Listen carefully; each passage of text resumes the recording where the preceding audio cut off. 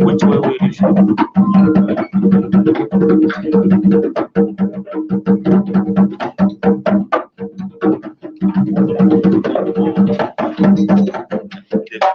Yeah. Take your phone into the show.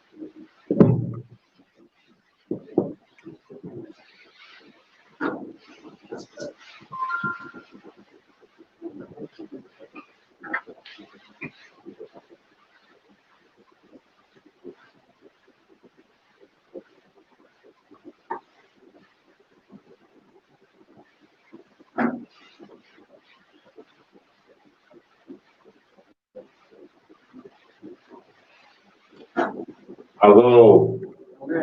I'll go. I'll go. With the permission of the Nanano and the elders at the high table and those present, we'd like to begin our session this morning. I first of all have been asked to be the moderator for this morning's program. I'm Rabbi Kohen Netanya Halevi, and with your permission and your cooperation, we would like to start the proceeding. As we all know, in this new era and time that we're in, with the Corona-19 as we come to know it, we've all had to develop new techniques of how to go on with our normal business and stay in communication and contact with each other. Therefore, we are having this virtual launch. We are happy here today because we are present at the site and we are hosting this, all of us here. But we have a large audience that is not here, that is outside. We have tried to bring to your presence the screen so that we can also see and hear each one of our presenters that are scheduled to present here today. So because this is still new technology for many of us, I'm going to ask that we exercise patience as we go into our program and invite our speakers. I've been told by our technicians that when we invite a speaker to speak, it may take a few seconds for them to actually connect with the relay before we will hear their voices and the message and the part that they will play in this program. But let me first begin by saying once again, we give thanks to the Almighty for having blessed us and enabled us to be here this morning, for having kept us and kept our people under his watchful eye and hand. We give thanks to our African ancestors upon whose shoulders we stand. We thank them for their resilience. We thank them for the DNA deposit that they deposited within our bloodstream, our bloodline, that we are the people who we are, also exemplifying their resilience. Let me thank all of those who are in our listening audience and who are tuned in via the internet and via the satellite. And we welcome you for this day's program. As all of us know, we are here today for a special seminar and workshop as part of the inauguration of the Obokese University of Excellence. Now, 20 years ago, we all entered into a new millennium in the year 2000. And so many people had so many expectations of what this new millennium means. What does it mean for all of us? Coming into a new millennium, a new century, and a new age. Well, we see that 20 years on, there have been many people who've used that terminology, new millennium and new age. But for us to come into a new millennium and a new age, we must also face the challenge of coming into a new consciousness. And in order for us to come into an era and an age of a new consciousness, it means that we must have institutions that are prepared to reconstruct our minds to fit the age that we're in. Other than that, it is just another calendar date that has passed.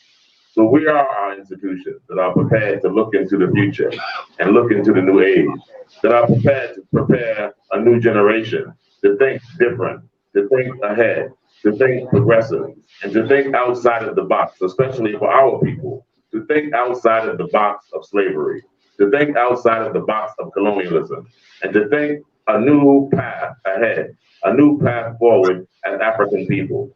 We have had ample time over the last number of years to see those who claim to be our masters of the past, those who proclaim the title of being developed nations, to actually have been thrown into derision and confusion about their own future, about their own way forward. We see that the EU has come into confusion, and we see a Brexit. We see controversy and conflict going on in the United States of America. These are people who used to be those who defined themselves as the developed nation and defined us as undeveloped or developing. But today we can see they are examples before our eyes that they are also in confusion. So what will it tell us as African people? It tells us as African people that we must chart a new way forward. We must look inside of ourselves to see our future from within us in order to go forward. So this Obokese University of Excellence is for us to go deep inside of ourselves to define in our own terms what is excellence. What are our standards that we look to develop ourselves towards? So I see all of us that are here present on this site, as well as all of us who are tuned in, that we are part of a historical, significant event today. We are part of the foundation and the cornerstone of charting a new course for ourselves. And I think it is very significant that this first workshop, I see that it is very important that this first workshop is been dedicated towards chieftaincy development, because our Nananum, our chiefs, are the custodians of our culture. As the custodians of our culture, you are the embodiment of our ancestors. And so it is to you that we must look forward to the institution and building the foundation of new institutions from an African perspective. So with that having been said as an introduction, I was actually trying to fill the time in until I was told that we were technically ready. So now I am told that we're technically ready so that we can begin to look at the program, to follow the sequence of the program. And by doing so, the first thing we will do, keeping with tradition, is to invite Nana Kojo Aduakwa V, the Adenkro of Edina, Atankwa, village of Atankwa in Edina. So let's invite Nana to pour libations so we can do a proper invocation and have a blessing upon this occasion in this program. Thank you.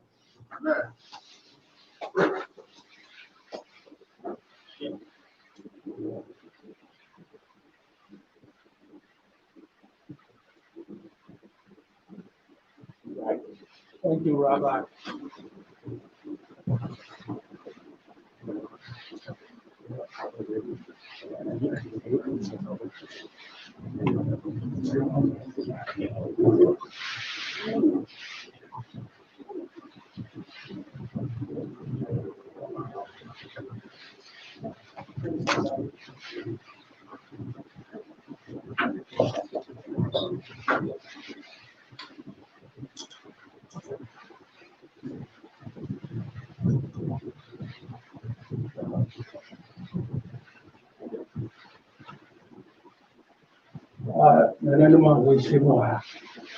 This day, Rabbi Wakili Narache, see the book of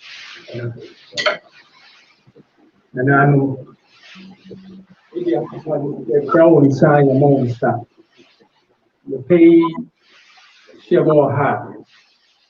For years, the now Obokese Ampa, who can invest in other Nishimoha. The way I was from his son, of his son, Yamahan and son.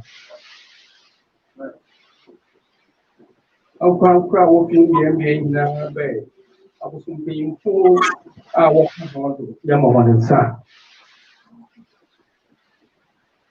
The pay that people say in a year's a dab, the damp one. or Yimizia, other na no Obokese and Onye Asebo Mahin, and I may feel also his son was the one Yimizi Abu, the word man. You didn't remember for prayer, rather than one with the word about baby our bets now. Even Sasunti, you've been there. You've been here, baby. As you share, Cassim, you share pan over the home. You're the one I see.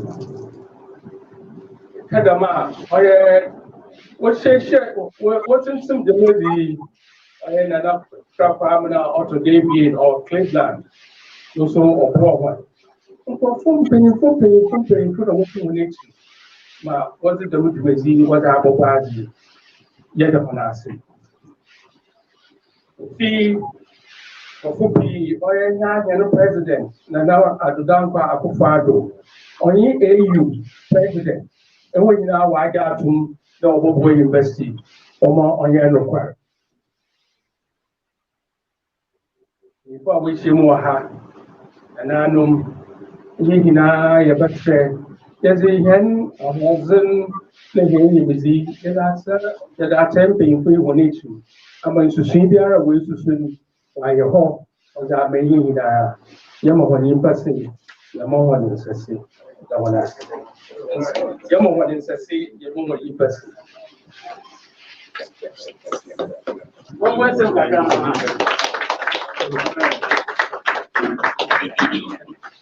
Thank you very much, Nana. Now we know that we can officially start our program. As I made mention before, the purpose of our meeting here today, we know this very purpose and this reason for our gathering is a very big mission. And this age and this time that I was referring to, and this millennium, it takes people with big thoughts and big minds and big vision. And we have with us the next person that is going to welcome us here is responsible for having had this vision and wanting to work so hard.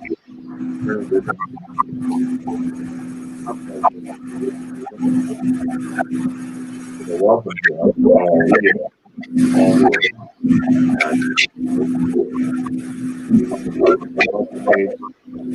round of applause. All over the first.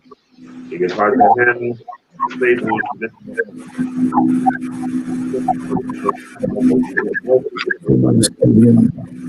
All looking forward to hearing from him and his welcome. So without further ado, give him the over to you for the welcome and here.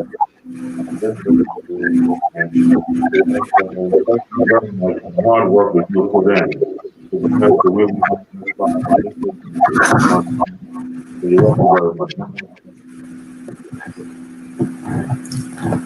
Thank you very much, Rabbi Ulin Halabi, Executive Director, Pan-Africanist Foundation.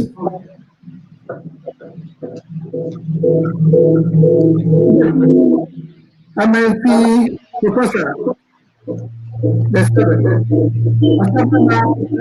second, then could say the first. I've been being free in the adoption, and I know the Mawina action. That's I can't pass it. Sima kubina madana ko Obokese. And oye the ako mamne oye mpe funa.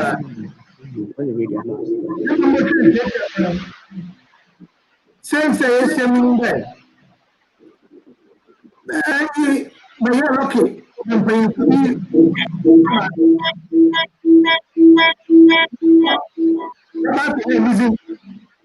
Mabo nana ko banke chia auto dem within nama ko na attention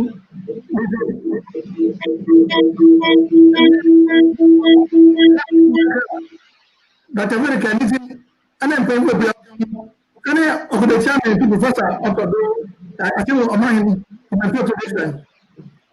As I was a chairman, I had a work school.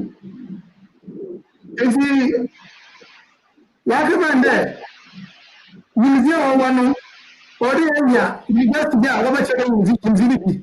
Because I mean, there. Then you see about to one second a man, lady man. If you are some church here, yes, yeah, na pardon, ya church are doing you. Most of them was a one, Anna, Africa, a man, yeah, university there. I had to make it up with you. We didn't know what you other what you go to watch them. It wasn't there. School always is here, and Africa. Then in the if you mention that, now for time, I am a paying, it's just a race of water, and go by. Not all day, yes, and I am there. I'm a real but Nana other there. Then I know of one was one for Sumo. What about another end? Come to the mind. Because as a young time, the two there. And the enemy over 4 years, as you want to feel that no other of us as a do. See, I need to.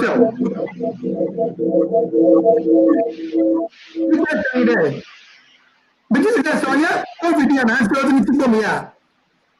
And said, why am I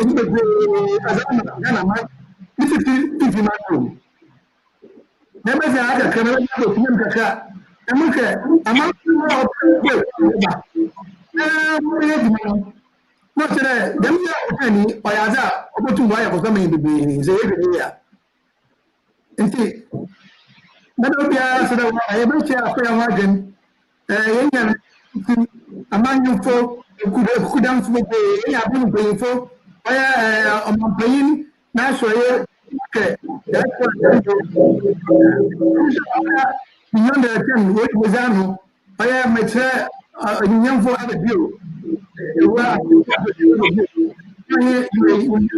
Button. Oh, yeah, from Java, and then pay for baby. If you are Emma, that might be young days before. Now, yes, them sharpening at Martin. Now, my info was it when the museum when young one Papa takes it and we pay. But that's a good way. Thank you very much. In summary, I would like to thank the chairman fee sponsor, the University. Asabama Kwesi Ata the second, King of Oba, Nana Kobra said the fifth, King of Isikado, and all the Nanum, and the excellencies, honorables, and all family that are here today at the headquarters of Obokese Foundation. The primary purpose of our gathering today is that we are here to think about how we can come together to start something new. What is this new stuff I'm talking about? I have been lucky. I was taught by a master teacher in the presence of Rabbi Cohen Hanavi, Executive Director of Manifest Foundation.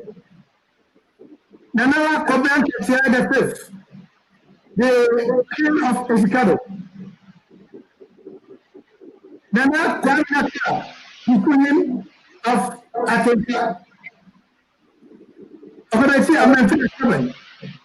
And my own brother, Attention. They pumped something into my head. What they did, you cannot find it in schools in Ghana or in Africa. The schools in Ghana or in Africa, the entire African nations, they keep these things away from us. So the Obokese Foundation and its partners are looking to start something new that will teach what this great man has taught me. There is a book that was authored by Obokese, African Culture in Governance and Development, the Ghana Paradigm.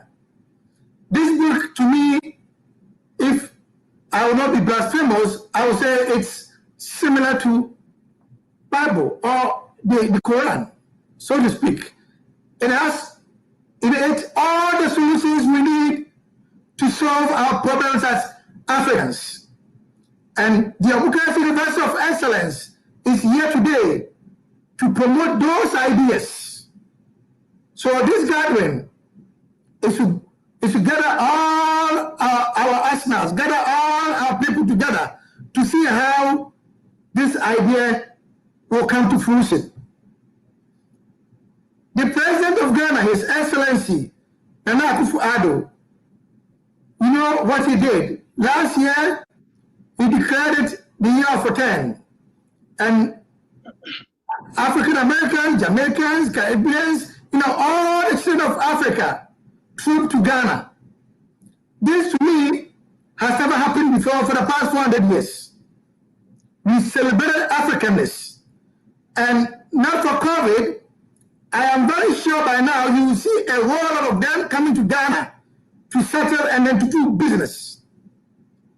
So, the Obokese Foundation, together with its partners, let me mention Fraser Nation, the president, Dr. George Fraser, and all the great people in Fraser Nation. Let me mention the African Diaspora Development Institute, Her Excellency Ambassadorial. Let me mention Pan-Africanist Foundation, all the wonderful people who have been part of this journey. God bless you. This is a demonstration project. We are trying to do something to make a loud statement that when we come together as African people, we can solve our own problems. We have all the solutions inherent in our culture. We are going to promote the philosophy of Asuzi and Ubuntu. This we believe, when students internalize this, they will come out as real Africans. We have people walking around in Ghana, in Africa. They have been to school, but they are not Africans because the education system they have been through, it does not teach what Rabbi Cohen teaches. It does not teach what Nana Obokese teaches. It does not teach what Dr. David Whitaker teaches or Nana Obokese, Professor Asebu Omahi teaches. So, I am very happy we are all here, and I believe that this is a new beginning. I will end this by saying that 2 years ago, I had an opportunity to travel with Obokese II, and Honorable Kwame, and also the mayor of Cape Coast, Honorable Ernest Ada. Now, in our travels, I learned a lot from Obokese. His passion to bring home our people. So this is an opportune time. The Bible will call it Kairos. We have gathered here the best of minds and the best of intentions for African people in the mother continent and also across the Pan-African world. We have great people, Her Excellency Ambassador Chambarakwao, Professor Pierre Lumumba, Dr. George Fraser, Sir Hilary Beckles, name them. We are blessed. This moment we have to seize. His Excellency Nana Akufo-Addo has done his part. Central region, Ghana, let's take opportunity. Let's take advantage of this opportunity. Nana, Madam Nasi, Obokese University, Nana Obokese University.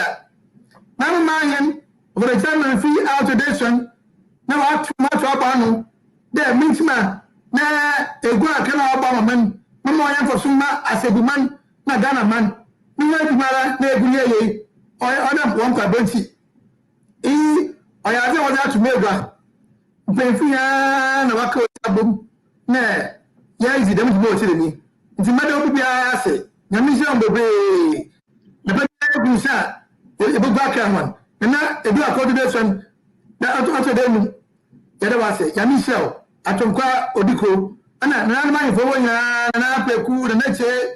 I say by him for net, you go find him for net, then I'm mind for 50 man to minute. Western West, Obokese saying, and I can feel about some. The way I say, Yamisel, you're very, never a queen, never done yet. But on a way.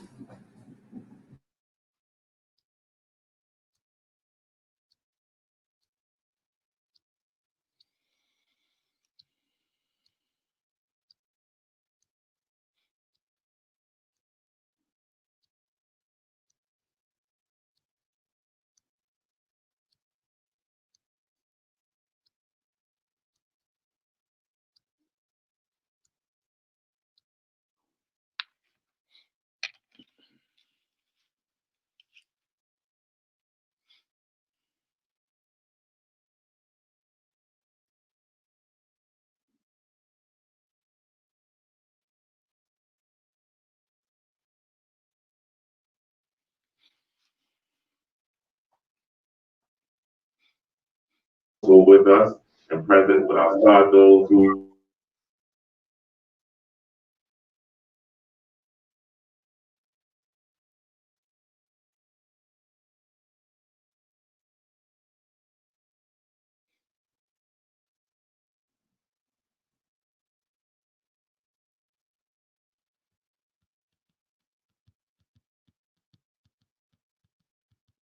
capitalize and carry forward all of the successes of the year of return. Seated next to him is lawyer Kwame Boateng, who also sits on the board of the Ghana Tourism Authority, but is also the co-chair of Beyond the Return. With the same assignment to make sure that we keep the momentum and we build upon the foundation of the successes of the year of return. Seated next to him, of course, is our own Professor Okatachi Amanbi II, the Oman Hen of Asebu traditional area, and also the Chancellor of the Obokese University of Excellence. Next to my immediate left is our own Osabaremba Kwesi Atta II, the Oman Hen of Ogwa traditional area, also the chairman of the local organizing committee of the Panafest Foundation. So I would like all of us to welcome all of them, along with our illustrious Nananum represented here with us and present with us as the program goes on. And I received notifications I'll be acknowledging many more. And so thank you very much. I see on our screen, we have with us Nana Kwabina Nketia. We have with us Nana Kra Kwabina II. I know I saw earlier on our screen, Professor PLO Lumumba is also with us. And I'm sure there are others who are not posted, but as I see the posting, I will acknowledge. The main point is that we have all we need present to carry this program forward this morning. And so each one of the members that are here on the dais are going to be making a statement of solidarity for this initiative that we're here for. So the first one that we have next on our agenda is our own Osabaremba Kwesi Atta II. And we're going to ask you, Nana, if you'd also give us a solidarity statement.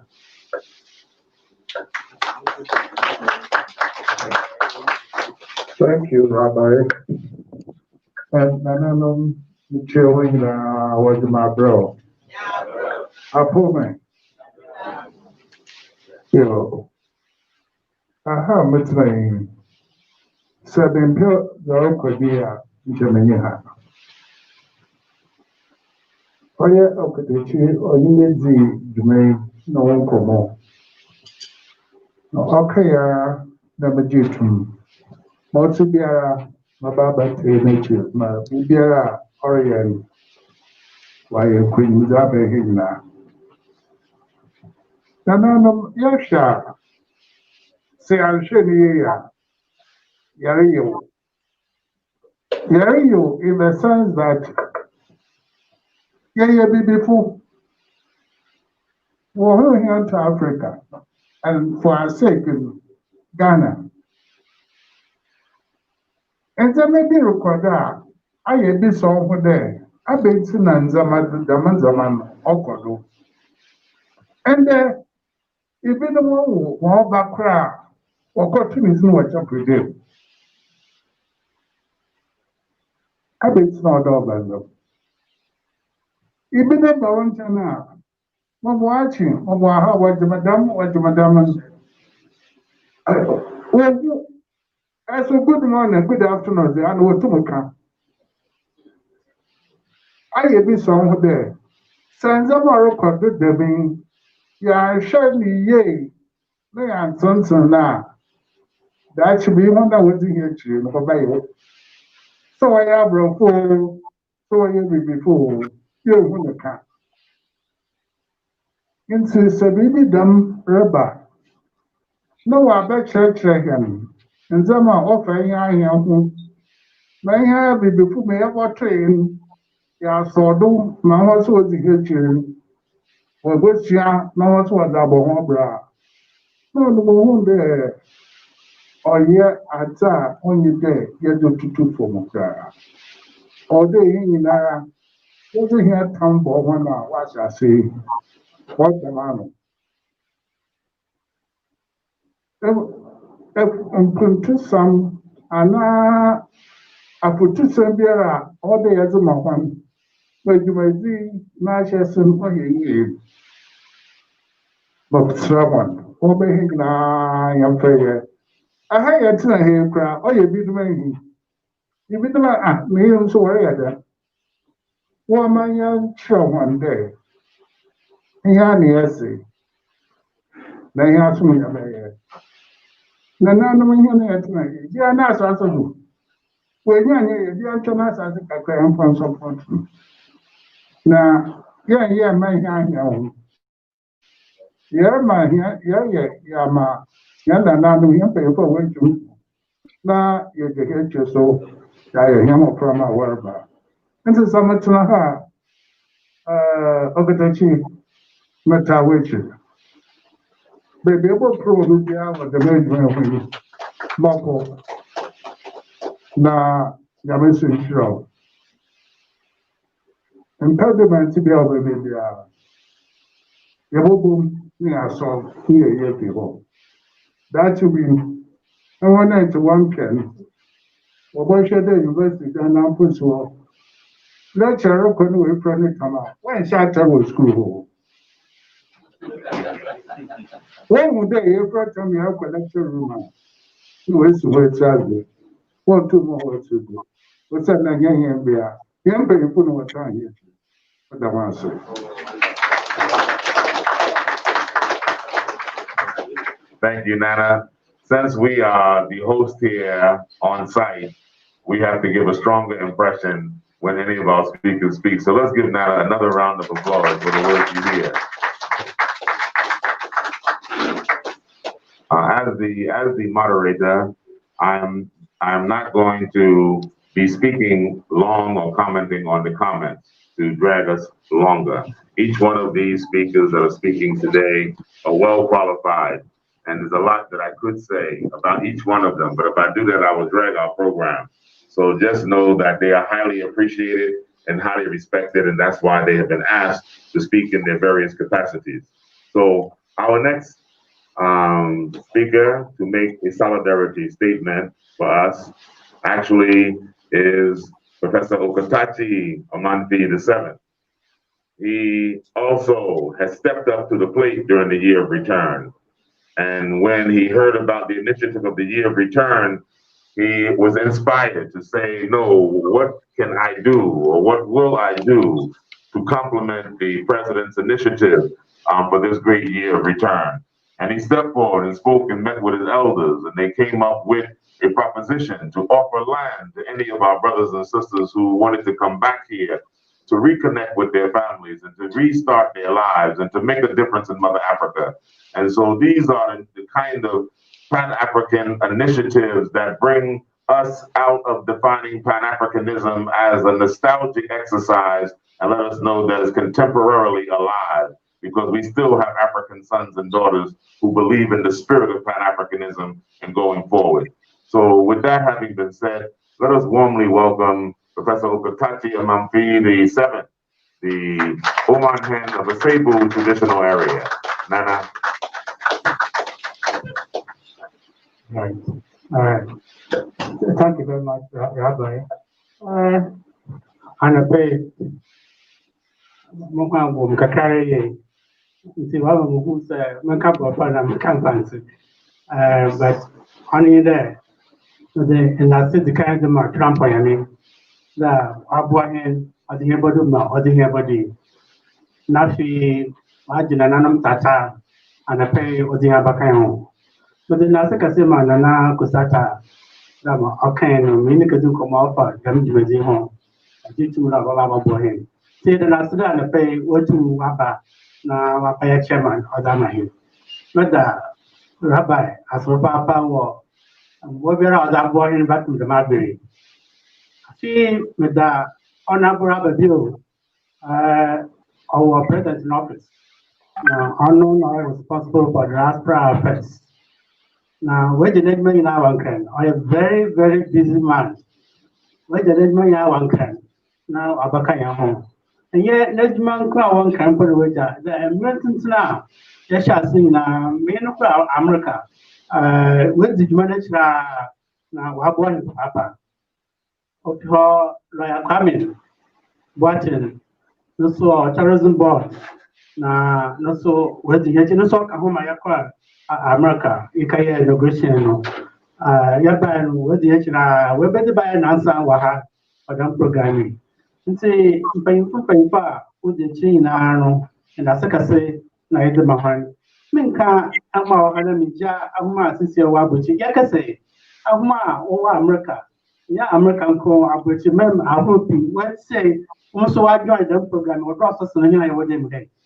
Now, just the young one, but only now we say the Archaeological and the Paypa, a citizen or what time you Papa, Dr. Fraser, Fraser Nations, or to move Papa. I think Obokese Ampa, Makanasa Makabat, yes, here be that be if I can hear. But Obokese Ampa, had an recipe with Mother already. Even an anoma or Reverend, sorry, Nana Kra. Nana to go away, there was that was so Abakaya, Nana Kra, or about the power Cleveland, Mokavano, or Jim Charuna, or to the Madrid, the Madrid. I tried to Papari, into the night was the effort, Payeno, now did you know you are gonna have my Abaya, a big strong or the Ghana mine. McCain, we are a feed the Madrasaka swinging in Hankasa here president. I had an Akupado. There, the Medaya shall say, what I hate back with the Mabry. Now, what's in there? President Nara, no come.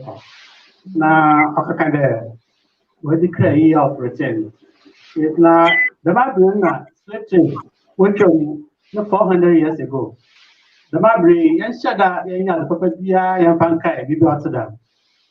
I believe the Kaka, Panafest, now, now, this strong could be something different, something really unique. They are happening. It's the president of America, Mirasan, all right, young Kofna of Korean. Jahanade, be a good on some mercy now, Makayamo. And the question in them statement now, oh, yeah, as a in fact, what you can every day of the Ukraine share na Amokaka na Yam that bread. Every Obera offer no yeah, or be wherever you find yourself. Yeah, American co. So you can't Braxa, yeah, American co. You are young couple. That's across the world, across the whole world. Now, you can't say, I mean, I'm there. Let me do a statement to president Makino or Okwechi. He now saying that who see there, and Kofo, any anom or Papa. no persona de Gadachi, Navia. President Academy, when you Metropolitan Council, a chance to now, President Academy, Gofu, it says some of the Waba Castle, Waba Gwen, and Santa, Ukichiana, at the chance that Wakadna, we are up to no example. It's what your crowd, man, now treat the Navy in Hassan. No, the man I have on a year of 10 on make any difference. It is a Oma. You will be some Papa in there. Or there, yeah, Papa, Oma Wabano to Watna. You immediately young man of Watna. Now, do better, what better, what's not gonna have. Now, Wabua, and also want to help her. Was the Jumaziba Bagana ha? All Magani and personal. On another yake. See, when I know Oyamua, the Canadian trust as it be. Na Pantua, na Yopama, over Baron, no work over there, over time. Until you car, you can't answer the tour. That we can say, I first face, I lay out front. Since you were assassinated by 700 plots, why you read that? Make us say, Sanya, coronavirus here over Boma, where the we are near Ghana from Congo, where the we are. I say by a beja. But make us say, by a Nimpa by a Ganan, Abaji was assay. Abaji was assay. A binum class after the with the grader, I shall say that we do. Now, was to sit down for Bena Watson. We also do now with the Ignorable. Now, what's in there? Yeah, I say, into the mayor. Yeah, Santa region in the first place. Santa region. Only now, so tourism. You can't, slavery now, crown, never being now of the Santa region. It's a big son or of the Santa region. And the young massive, just a conduit, I said by a just conduit, a catalyst in the whole process. Now, yeah, Santa region. And see, I'm a kind of man and unknown, but I must say. Then, a man who do I have Papa now, Saturday, I hand Kafin out to her. Each other, why ready the work one, my Yabua Santa region, Yabua Ghana, they have one the president, wow, and also other bank. And see, my culture is going there. I wonder, Yamas was said, but the one I was said, will pay, what that's now. Do na waba menyidra se bubuti munanko odohu nyina sha se bu nti na biara awa sase bi da baby yetu mi di ye do abaye ama metse ama mugure eba konfi ha bi asaso ha eba ha be ya dama eba compare ni na do biara ore do ko ore ye pese wo Santa region na indi do waseda na aki za oya one crowd za okwa mimi de bibi ka krebi na yagar wo asebu na sana yakoponara onam na kwa ya chacho papare mama Obokese markasa we no kwa America yakwa no bi je no ho da oni di maka ka ho na onpa mabua nkapa no na omogode wo na yanke manama baye na sane papa mo sane bwana mo Jambi ya beso abobo bitu aka na jimeza waya wa America no oya wanwa papare ye only there another dimension of the whole in there the Bayer University of Ghana ha na nya ordinary university say what be Ghana ha it will be where we university kuma say can system for grad but all those universities, yes, some years ago university. I tried the university for over how many years? About 30 years or something. Now, this bureau was specific aim, mission to fulfill. Cape Coast was meant to train teachers, right? Kumasi was meant to train scientists, engineers, to help the economy of the country. Legon was for other reasons, social, kind of teaching. Now, now, of course, that time, I can I pay for your mistake. I am mistake, yeah. You pay for no. On them there, in Gaza, in engineers, in teachers, in see, in here schools are. Also, the ma over here, and see, I am mistake. But this year, no, I'm around there. Yeah, that, you know, this is here, the idea is leadership. Leadership. Mesna, what to Yezi, or my name, Yezi, young coffee, and Yezi, young dominion. Na yegu omani ye afi za omama yan culture yan kopa odo ko America odo ko Caribbean odo ko bebe na why you one bibia you have to come back and learn our culture one and over chairman at this university and see university are packaged in such a way that since you university on Sebu University on Ghana University on Santa Rosa University Lokasha Yamen Yamda University African Union, Waja Tumda, or University of Yama, Africa.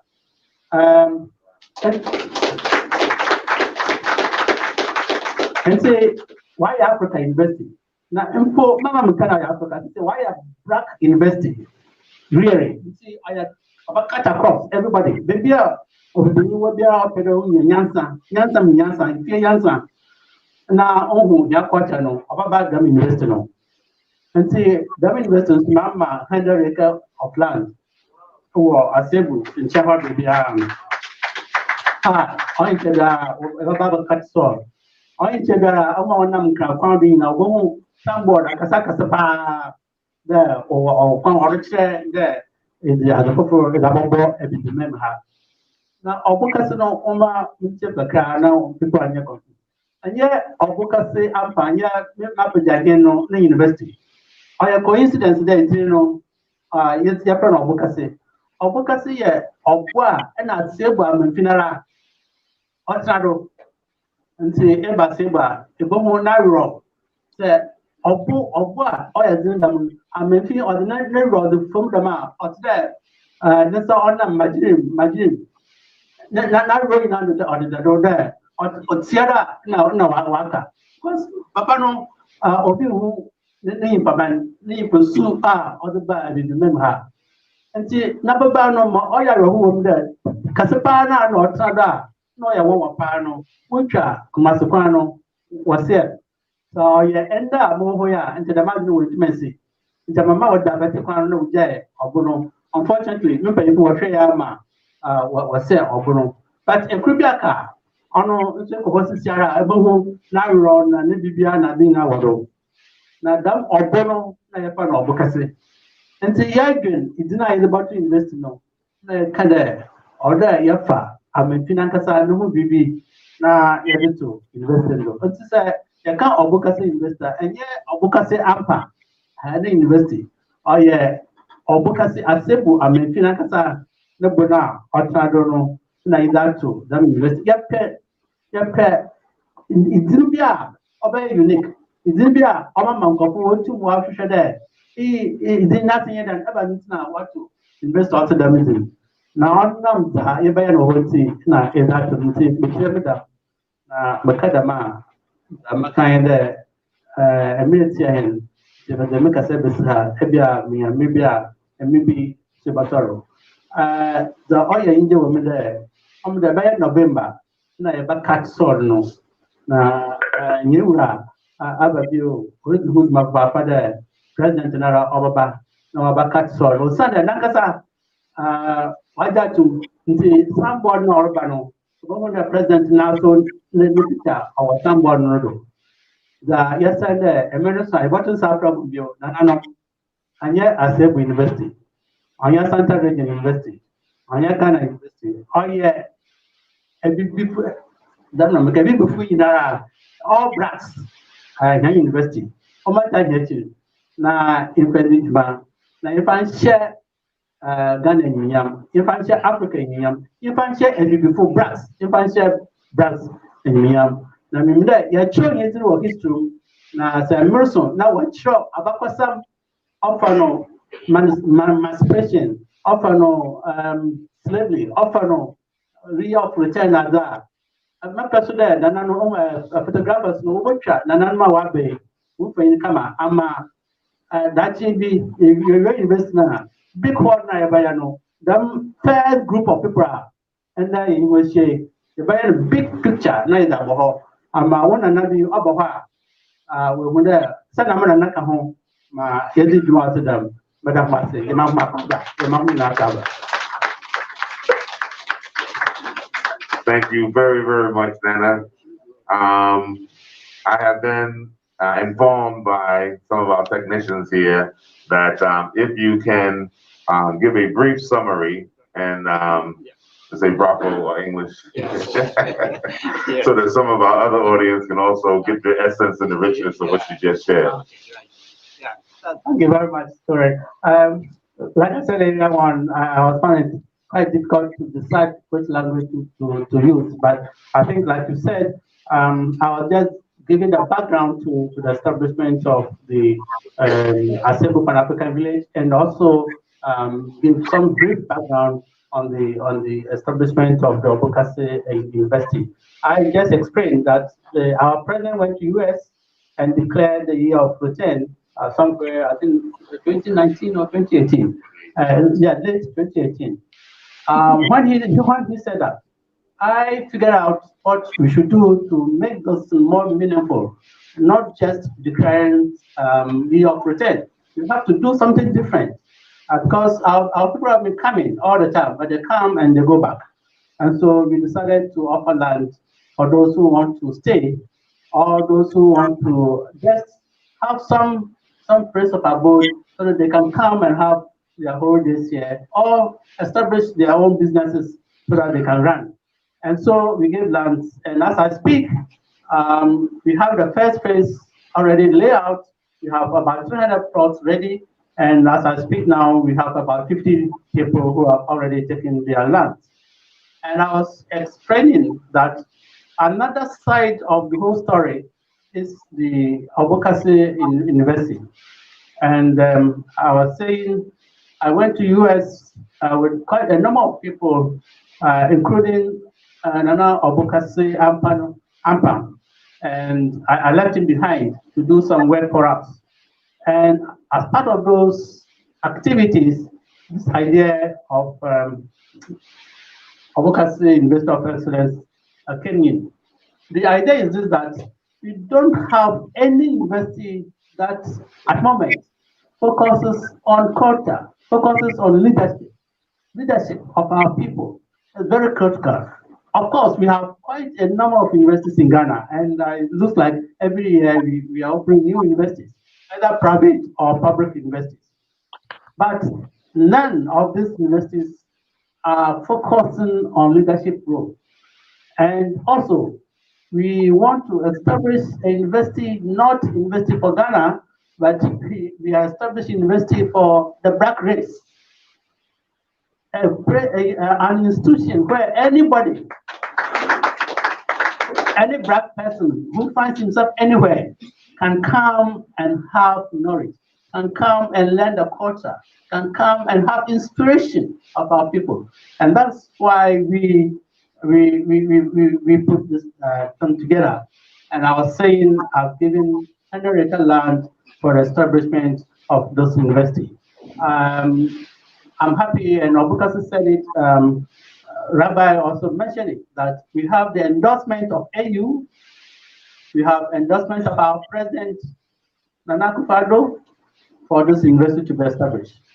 And by November, I think the short curtain will be done.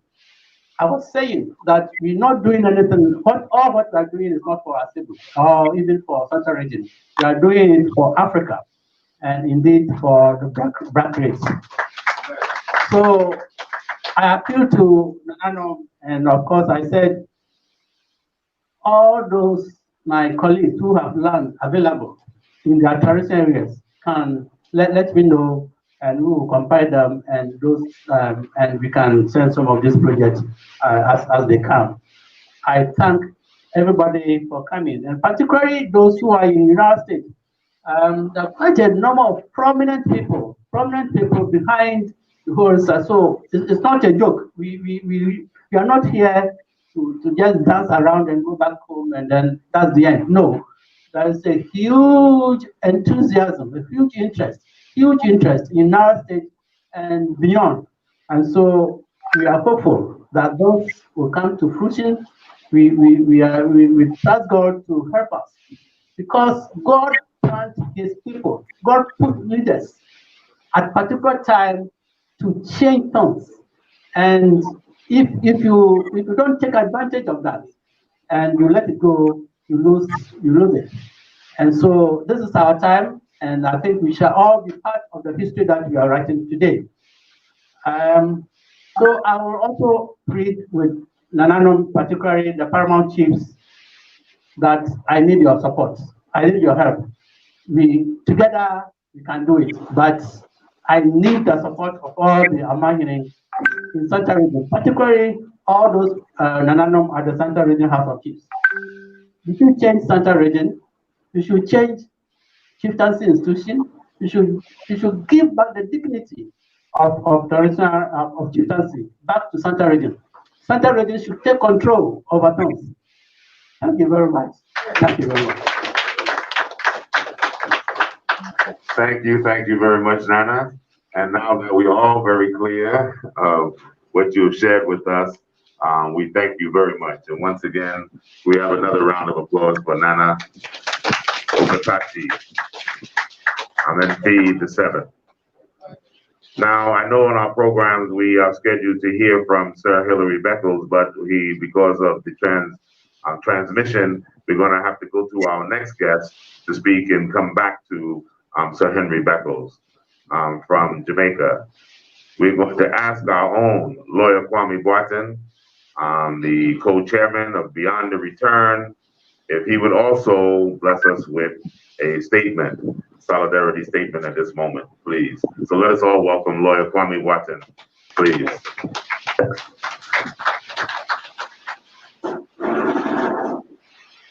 Thank you, Rabbi. And good morning. It's afternoon already. From where I come from, we say, Nana no me mamoha.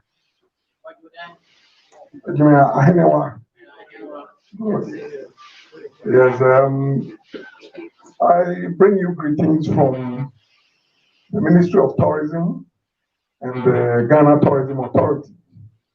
You've had the year of return being mentioned by almost all the speakers. And as you are aware, the pivot and the fulcrum of that program that lasted for 1 year was a resident in Ghana Tourism Authority. And we did this in combination and in collaboration with the Office of the President, with my brother, Mr. Abedul, shooting from that angle. We had a very successful year of return, and over the program that spanned a period of about 1 year, we took a lot of milestones within. And as you are aware, I'll bring you a few statistics to bring to bear. Over that period, we had an increase in international arrivals, that is visitors who came into the country, in excess of 1.2 million. That was a huge number. We had a lot of celebrities coming in, people we've heard just or seen just on TV, coming down to visit Ghana, and they came with their usual endorsements.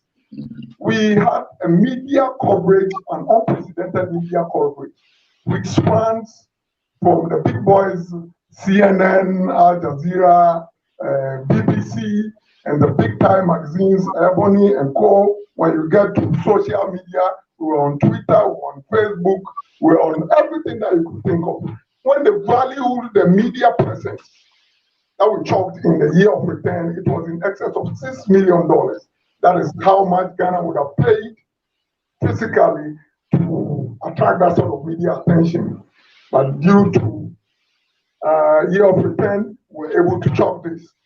Now, out of these various successes that we chalked at the tail end of the day, the government of Nana Akufo-Addo, I know my brother will speak with regard to what is coming from the presidency, sat down again, redesigned another program that will consolidate the successes of the year of return.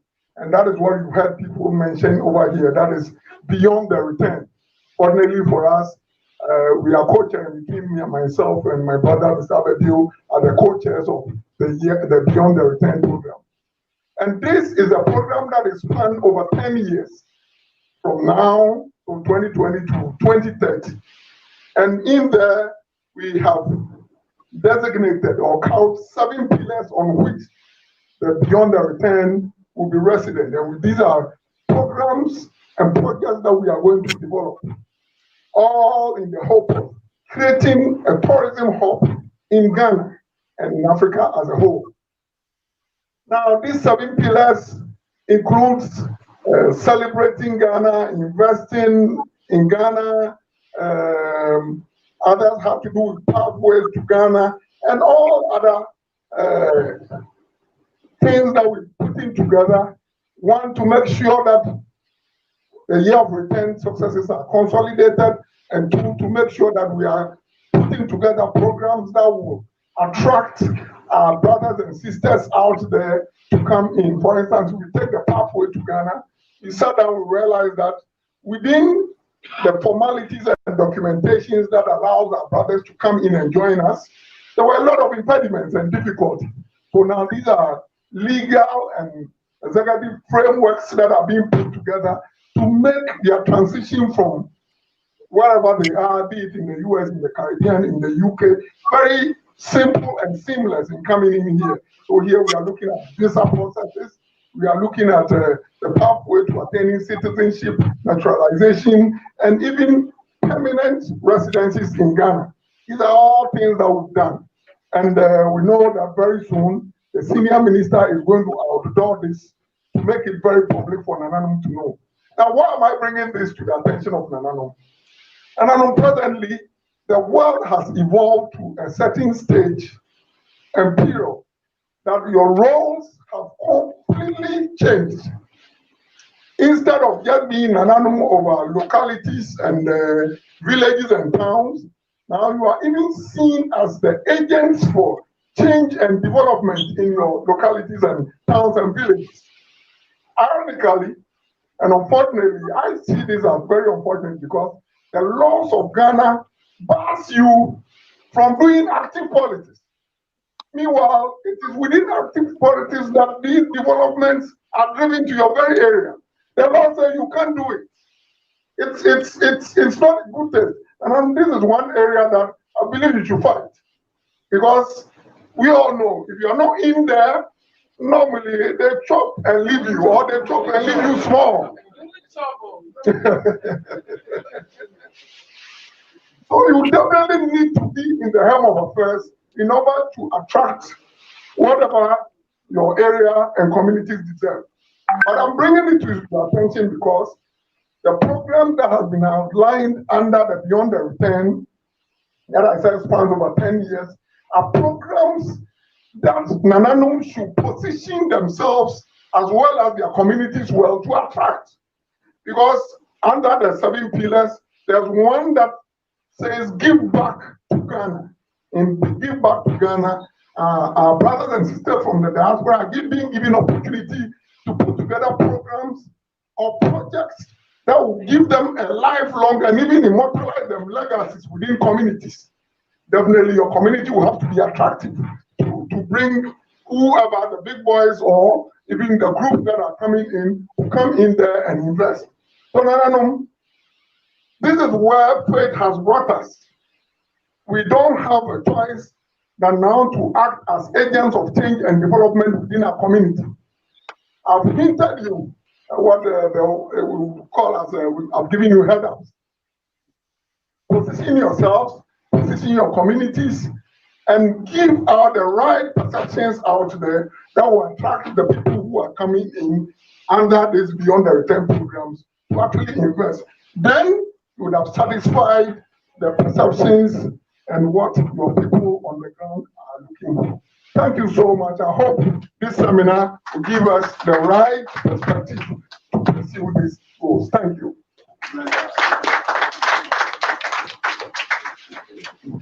Thank you very much, Lawyer Kwame. You sound with some very good legal and sound advice. that was shared there. At this moment, I'm going to also ask that your colleague, Director Obokese Ababio, he is, let me say for the record, I said I wasn't going to talk too much in between speeches, but let me say that he was also the chairperson of the Year of Return. And as he is now sharing the chair with Lord Kwame of the Beyond the Return. He's also, as I said, the Director of Diaspora Affairs at the Office of the President. So he played a major role in the advocacy of many of our brothers and sisters in the diaspora that many of you heard of this past November who received their citizenship. His office played a very strong advocacy role and continues to play that role in respect of the diaspora and making the necessary bridge of bridging the gap between those who are in the diaspora and those who are at home. So let us put our hands together and do a warm welcome for Director Obokese Ababio.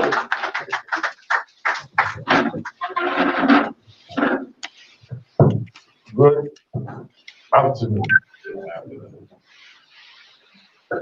Good afternoon. Hello. Thank you. Nana Osaberima, Nana Isiata, Nana Katechi, and Nana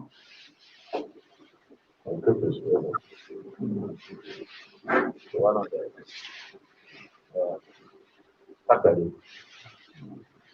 Nana Kitia, Nana Pelinfonina, one of the three more with him. All the nanas that are here about gathered. Pelinfo, my co-panelists here gathered. My co-chair on the Year of Return. Every one of you, I'm excited to be in your company and privileged to be asked to say a few words of support. There's no doubt that your endeavor needs support, and I'm excited that I have the opportunity to publicly state my support for this.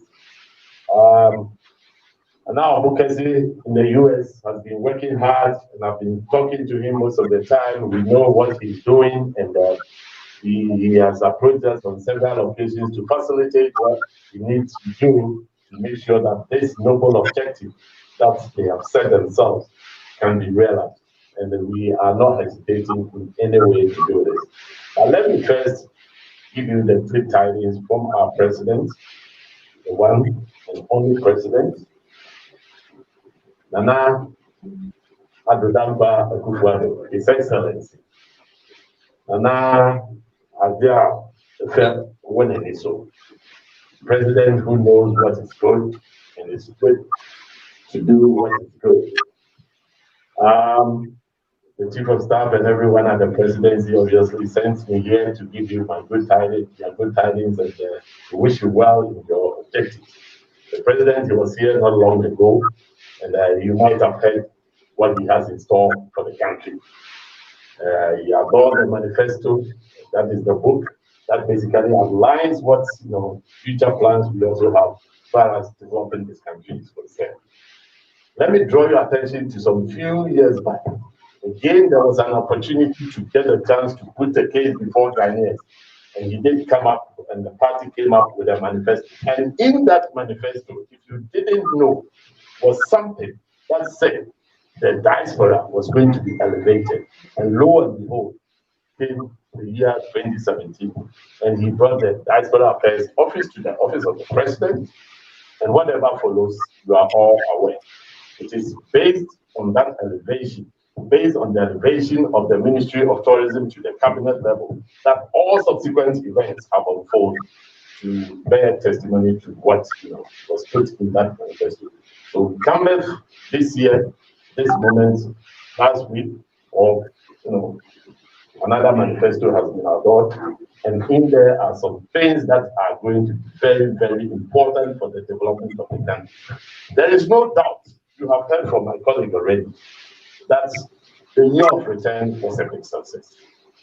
Big ideas are what transforms every organization, any group of people, if they are to make advances in their development, it comes from the fact that some goals, some vision is set, some idea is brought about, and people work all their lives to make sure that it is achieved.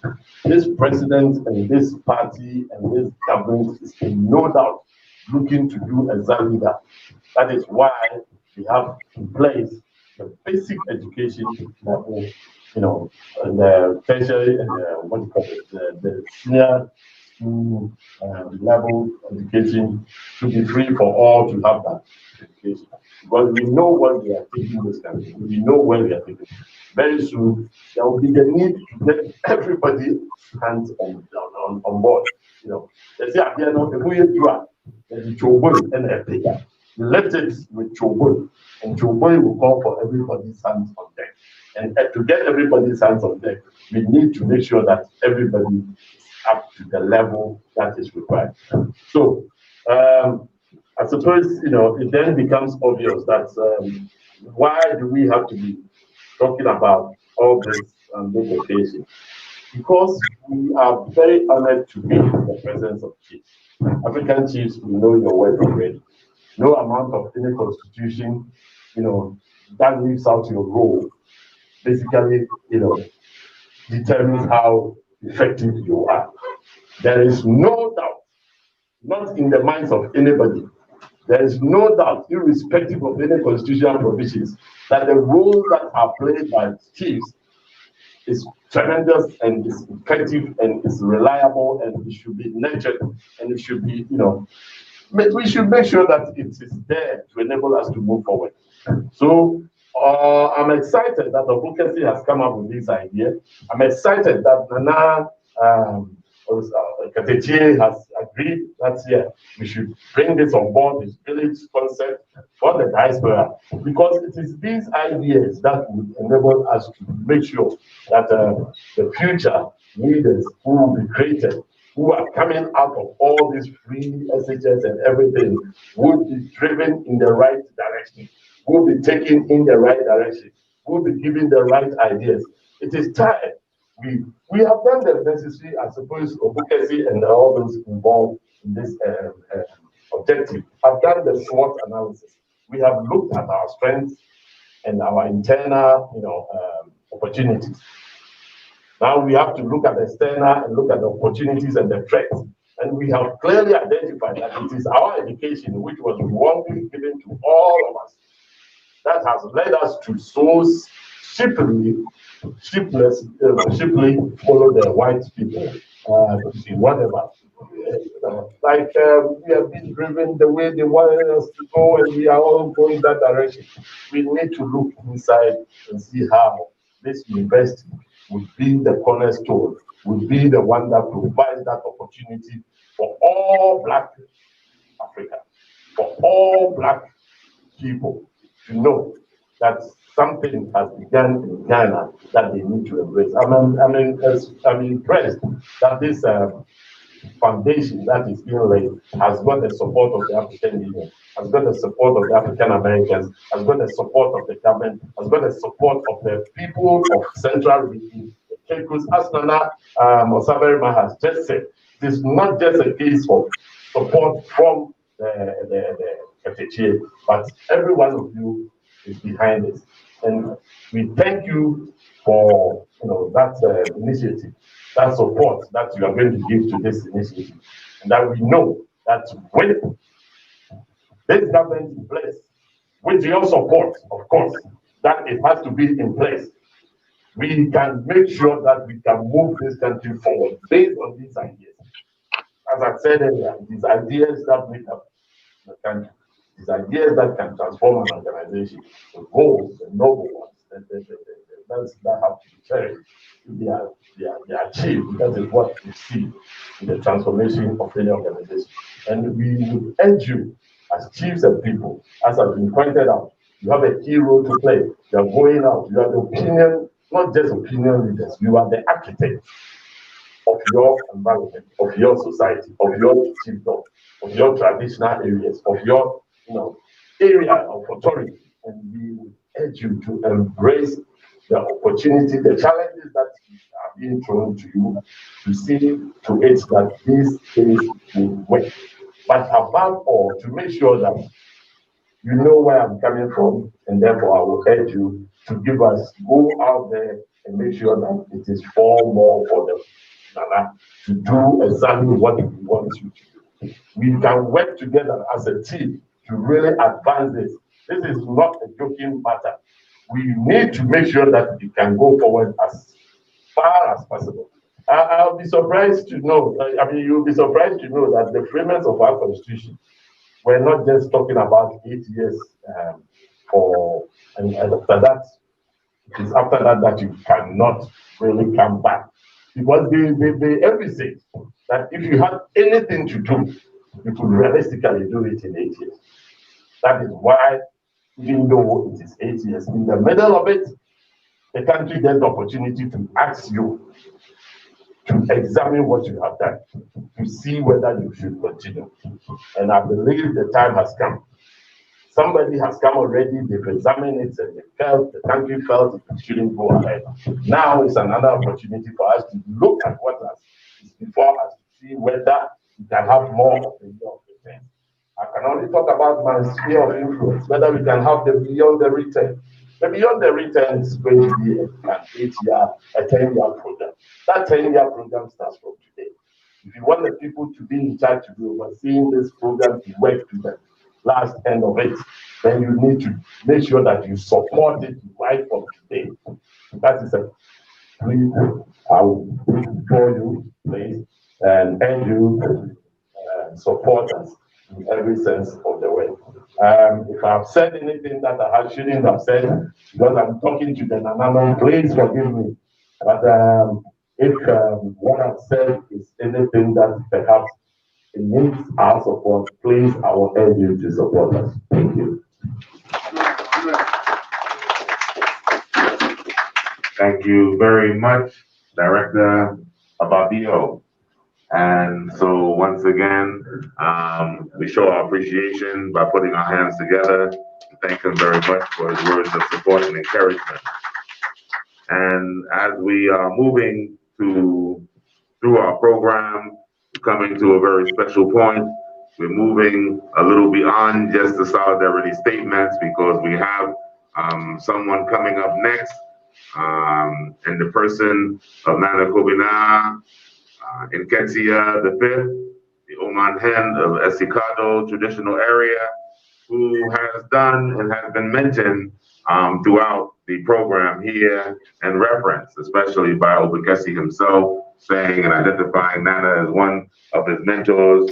But I made mention of this particular workshop and seminar that we're having today in Chieftaincy development. Nana has done an excellent job in helping to facilitate having resource material and research in this area. And earlier, I heard Nana Obokese making reference to the book that Nana has written. It's over 800 pages. So you can imagine how filled, not a single page has been wasted in redundancy or repetition, all relevant material. And it is something that many of us have been advocating, that it should be put into the curriculums of study throughout the schools in Ghana. But I happen to be privileged enough to know that he's even going further, especially when it comes to the Chieftaincy institution. But Nana's work is an excellent piece of work and research. And it's something that if you haven't read it, you're missing a treat. But it certainly complements our topic here today, what we're speaking about. And it is African culture and governance and development. And we realize, as all our speakers are making reference, that we followed other people too long. And that the only way we can have significant and meaningful development if it comes from our own center, our own experience, and our own foundation. So at this point, we want to invite none other than Nana Kobina and Ketsia the Fifth, the Oman Hen of the Esikado traditional area, brother and friend and confidant. Nana, welcome. We're here. Ears wide open and soul open as well. Thank you, Nana. Thank you.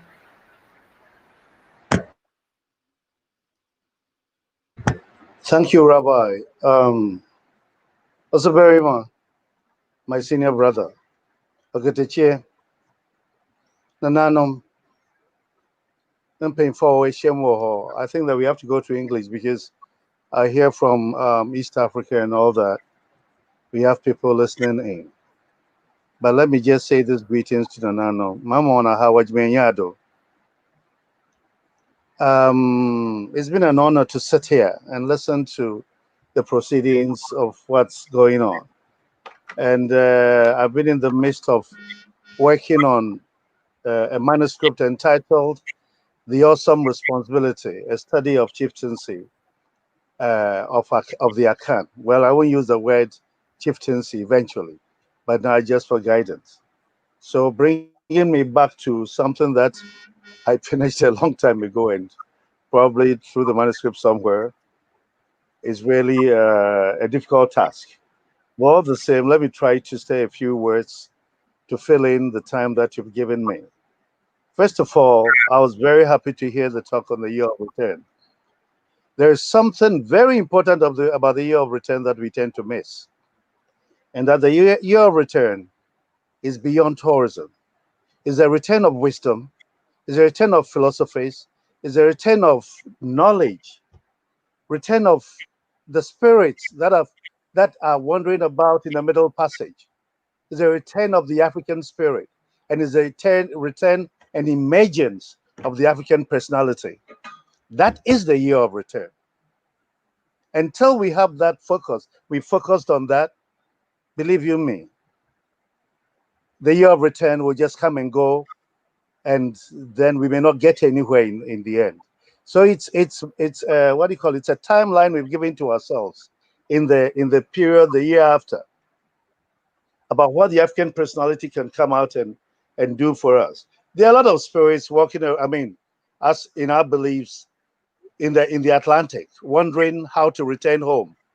This is the beginning of all of them bringing the knowledge they had and so on. So it's beyond the physical.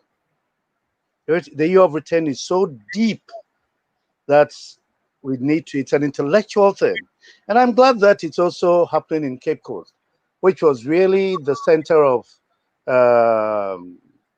what should I say, the intellectual reaction, the beginning of the intellectual reaction to colonialism as we got to know it.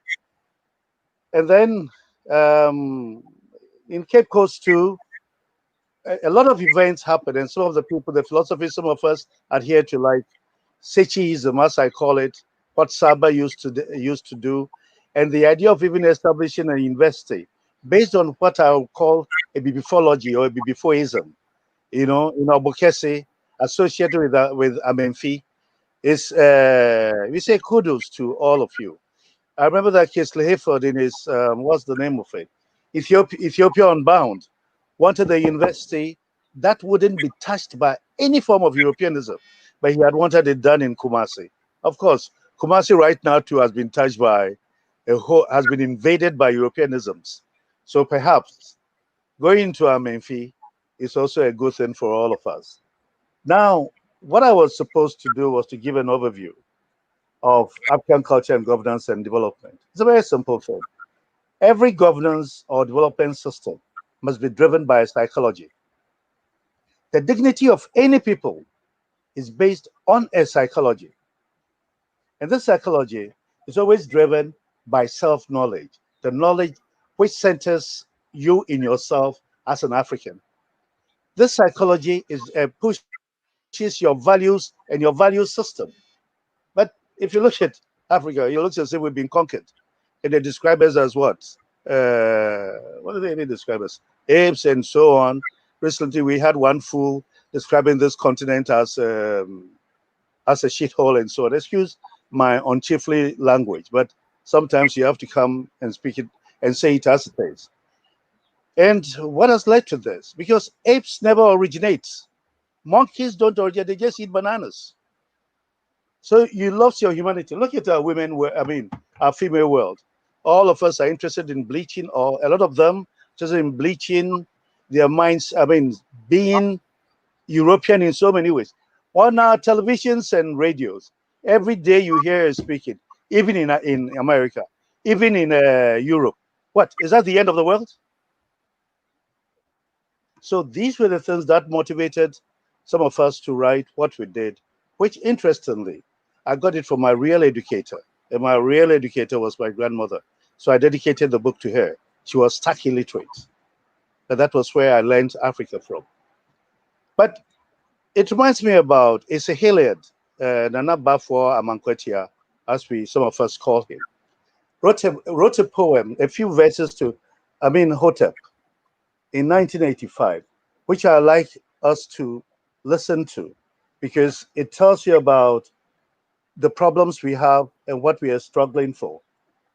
He says, our first mistake was that we thought of freedom as a place rather than a continuation of a struggle.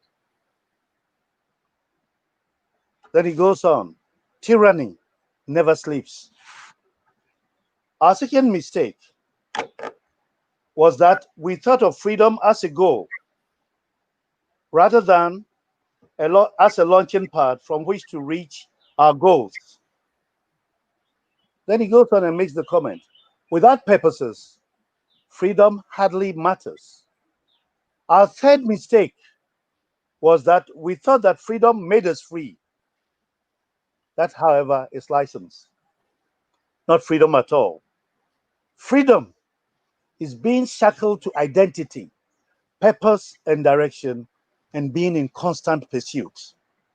I mean, this was sent to me by Professor Small when we had a discussion about a few weeks ago.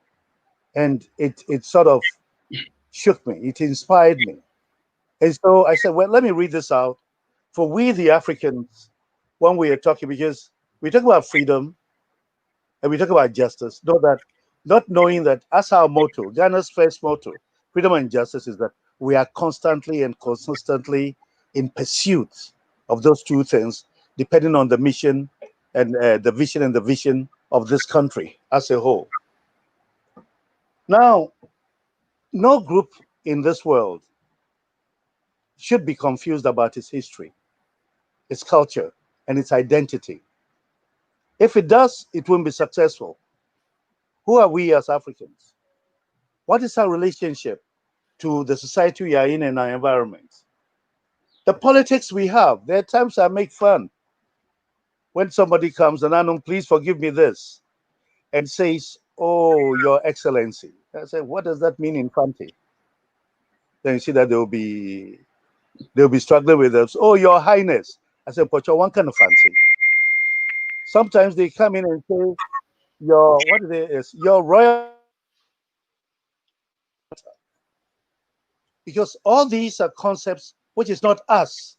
They belong to a feudal culture which we have never passed through. And yet, we are busy feudalizing this country, creating class systems which have absolutely nothing. They are un-African. Our society was horizontal and not vertical. It was only vertical in the sense of the eldership complex. But the eldership complex relies on the fact that one day, the young shall grow and also be an elder. So we've been working at a society right now, even our geographical area, spatially divided in terms of classes. Europeans had what? Royals, what do you call them? Nobles, peasants, serfs, and slaves. That has now been turned into upper class, middle class, lower class. And those of us always make fun about those from Escado who are underclass. And we are busy working this into our system and importing the same problems Europe has had and the same social agencies. And yet, there's knowledge lying out there, written by John Henry Clark, who was quite in Ghana, played a key part in Ghana, and established the African Heritage Studies Association. And the knowledge is just going fallow. Some of these things are there. Whenever you pick up the miseducation of the Negro, as far back, written by Carter Woodson, as far back as what, 1933.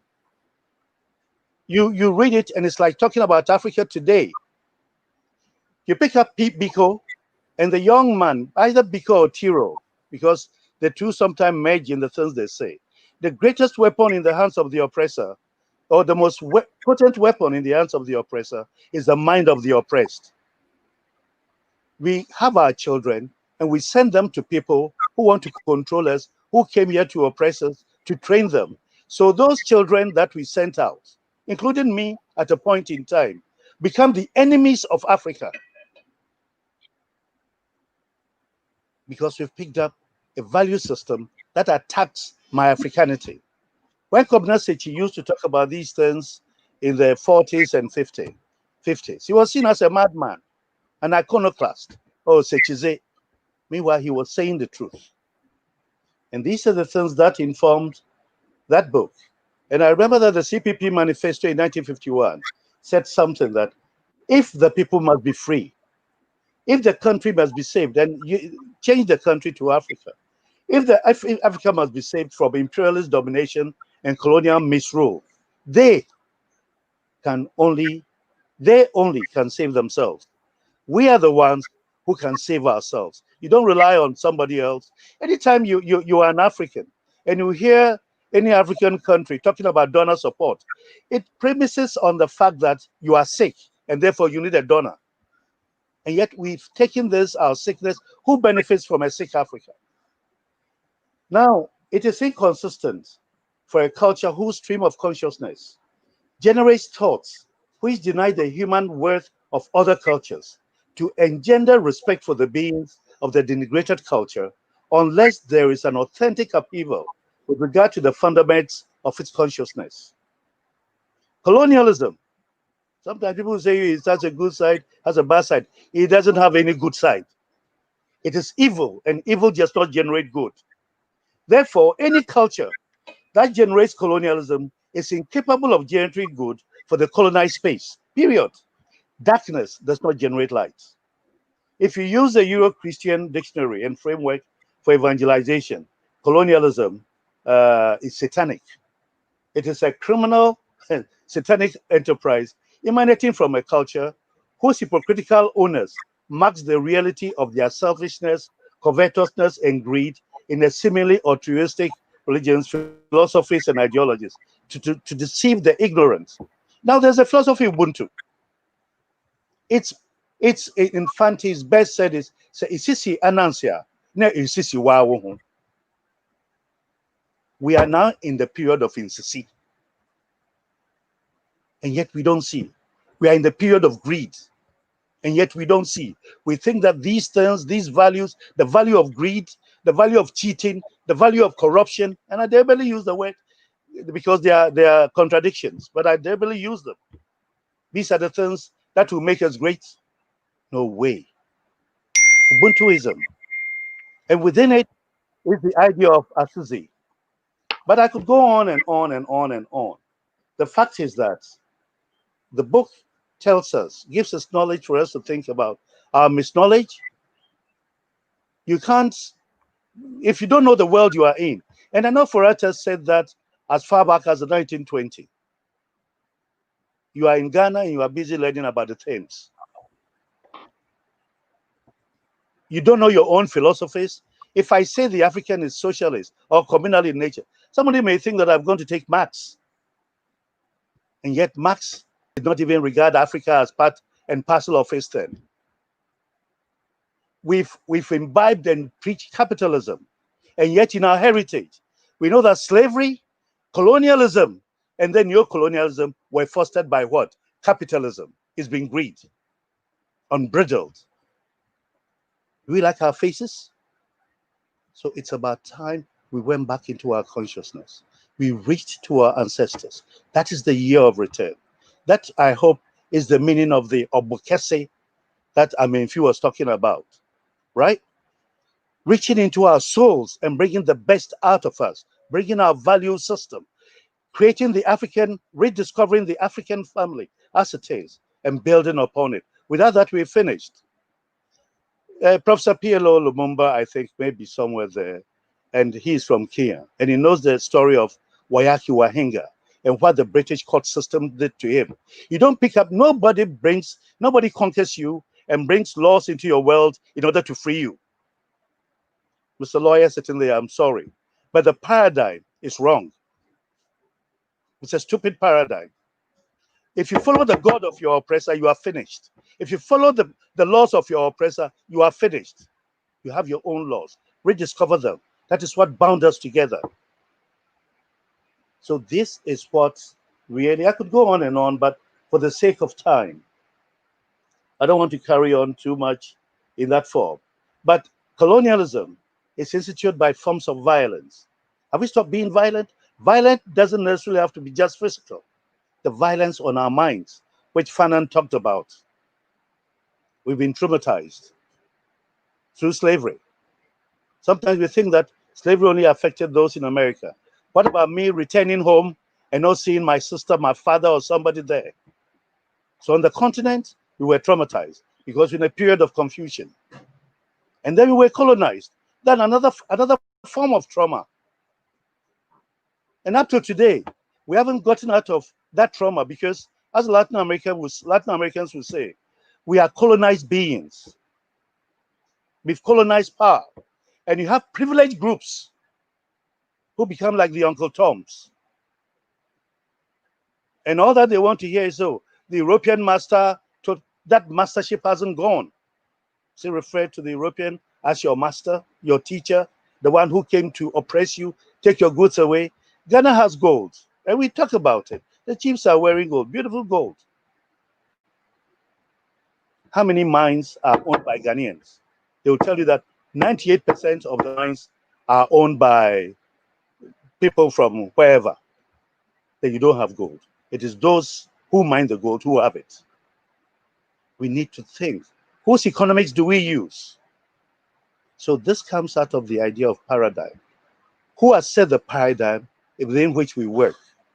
In 1966, when Nkrumah was overthrown, the Harvard School, or a group of people in Boston, Tom Kellick and so on, came in here and re-engineered, much to the opposition of people like J.H. Mensah, and re-engineered our economy to be fixed and to be subservient to somebody else's economy. Most of us are not even aware of this. And we follow in that framework. In whose interest? In whose interest? It's rather sad that someone like Uncle J did not, Mr. J.H. Mensah did not write before he went away. Someone like that should have written. A whole lot of people should write, not just for Ghana, but for Africa. Every African is by nature, by spirit, a pan-Africanist, because that's the way we were made. It is in our DNA. Why are we having problems with it? So this Obokese is carrying a whole load. The load for Africa is going to be in this university. And with that knowledge, the real knowledge of self, believe you me, you won't get anywhere.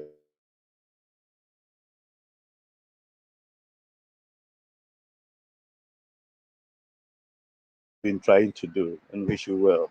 Thank you.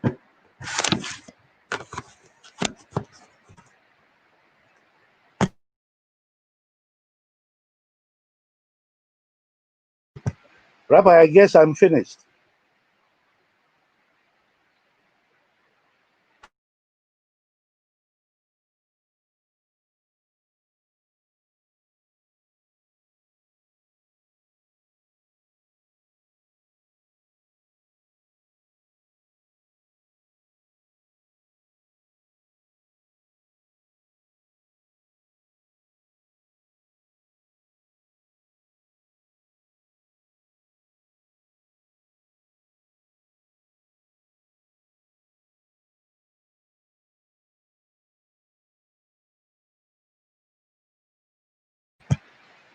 Rabbi, I got finished.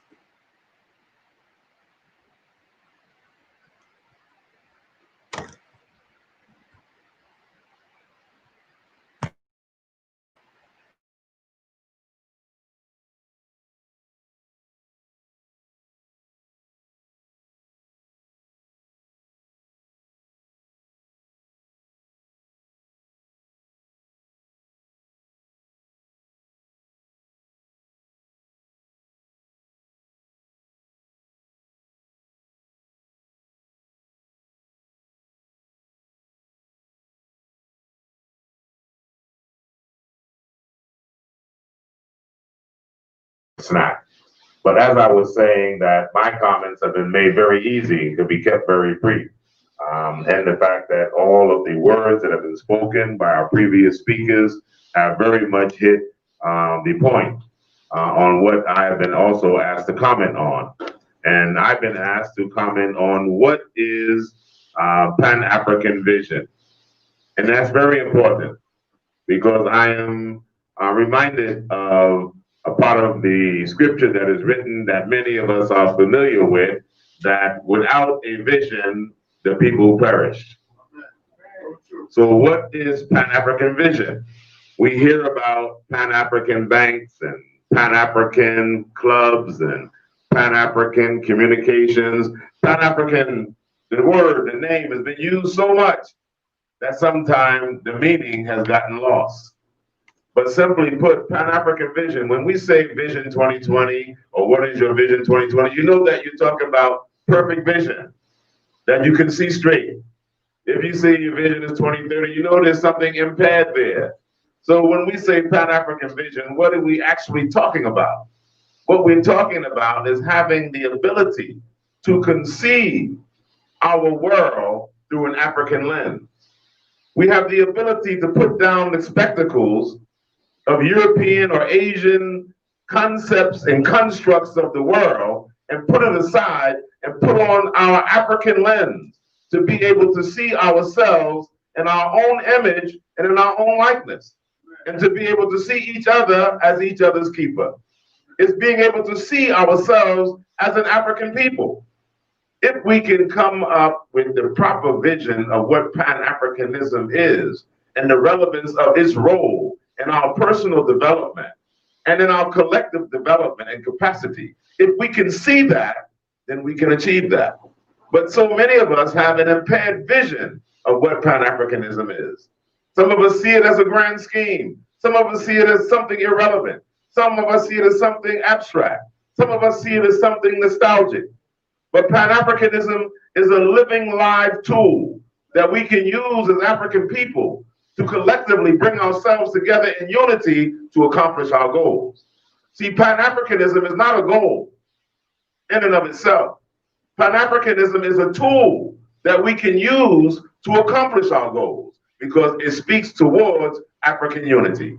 Without African unity, there is no way that we can have the strength to achieve our goal as Africans. So at some point or another, as we use the movement of nationalism to be able to throw off the shackles of colonialism, we must now examine nationalism and see how it fits in the context of us as a race, as Black people. And that's why I was so happy to hear Okatachi's explanation that this university is going to be housed in Ghana. It's going to be housed in the Central Region, but it's being made to serve the Black man and the Black woman, no matter where it is that we are, because we have to redeem our consciousness to clear our vision to know our way forward. There's no way that we can move forward without being able to see. And what we're able to see in the capacity that we see it will drive our motion forward. So now, our forefathers were burdened with the task of freeing this continent of colonial rule. They had to free the land of colonial rule, of colonial structures. But now we have the task. We have inherited the next version, the next layer. We must free our minds from colonial shackles. We must be able to see ourselves no longer as colonial subjects within the frameworks and the institutions that they have fashioned us, and they have refashioned us. When the colonial so-called masters were here, they set up institutions to remake the African, to remake the African personality, to remake the African mind. And those institutions are still with us, and their purposes have not been changed much. So they are still here shaping the African in their image and their likeness. And our Chieftaincy institution, which are the custodians of the culture that our ancestors left us, must rescue the day, because it's in our Chieftaincy institution, within our culture, that we're able to find the African and save the African. But we have to bring value back to the culture. Who named our kings chiefs? How do we have king makers and you come out the ovens as chiefs? Who set that up? We were kings and queens. We had kingdoms. We've cast in our kingdoms for nation states. We're examining, we're experimenting with social structures that are not proven worthy of those who designed them, so how can they be worthy of us?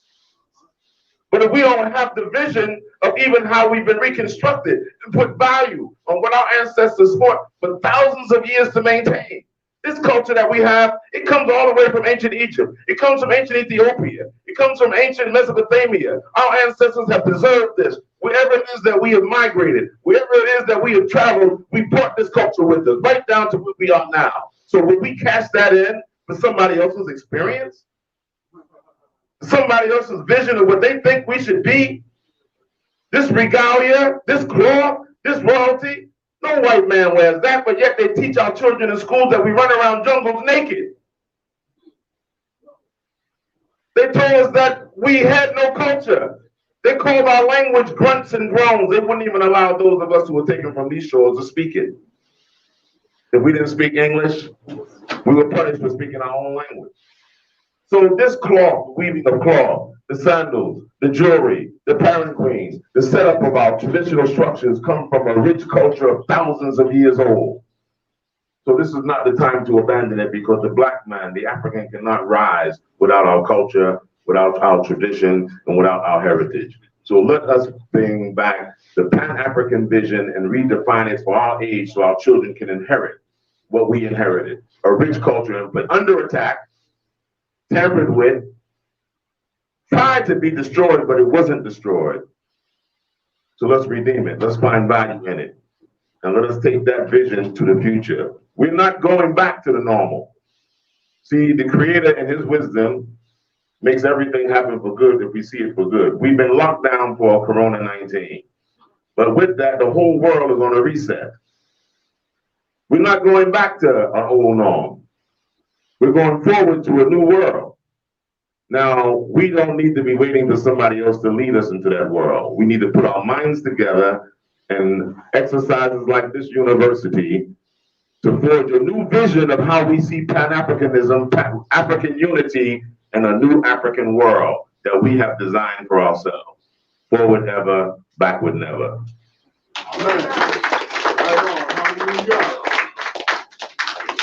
Amen. So I believe on that note, we are going to go for a break. So with Nana Noon's permission, we are granting permission that we will have a break in this portion, in this session. Thank you very much.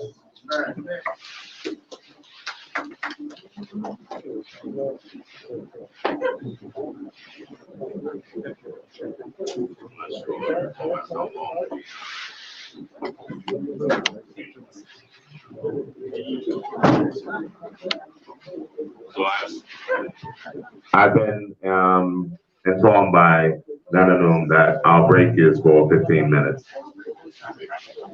So we stretch our legs.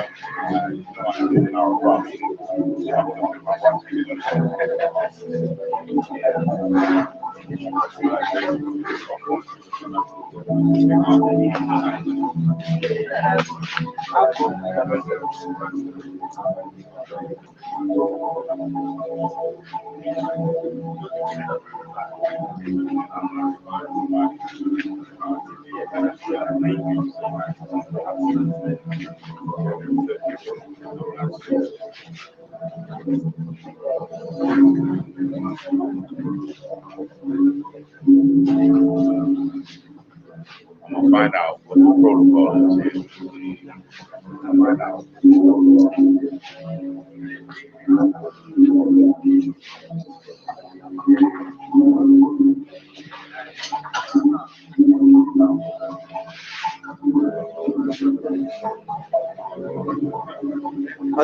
Other battery bearer. Yeah, the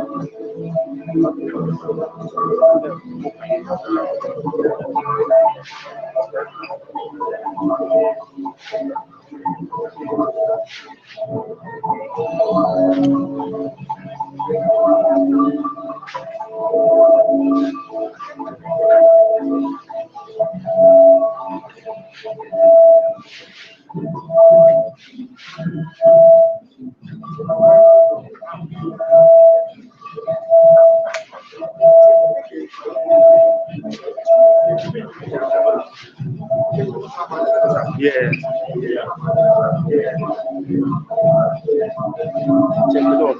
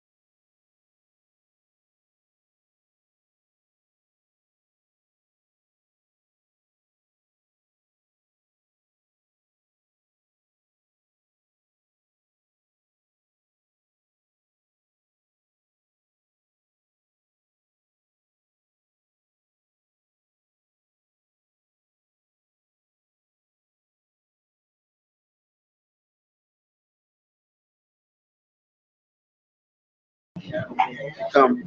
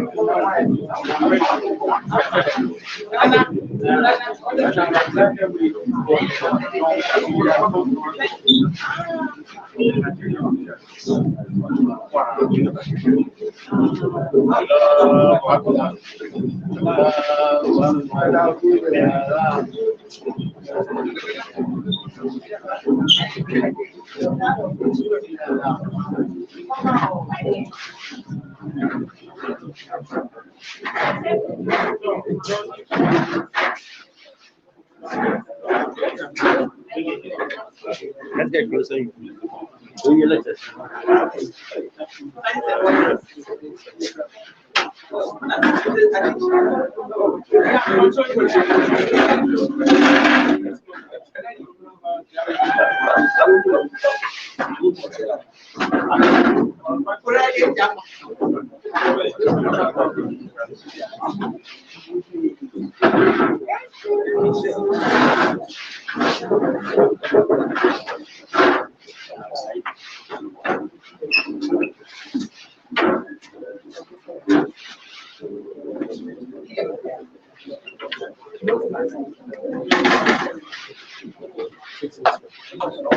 Yeah, This one.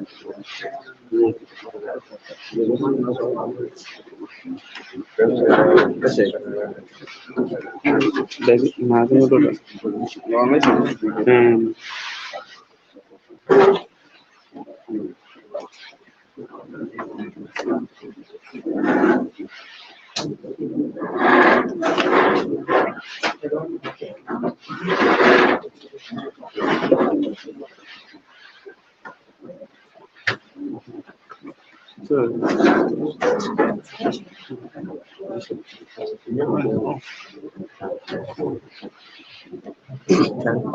long USB port.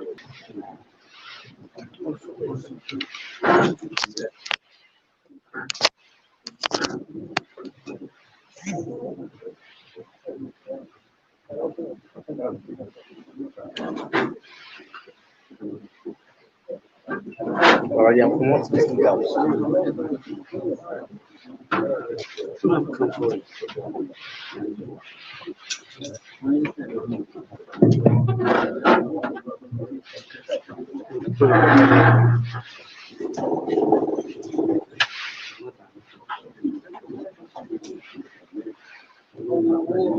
No, no.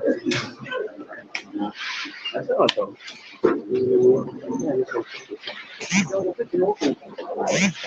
I go.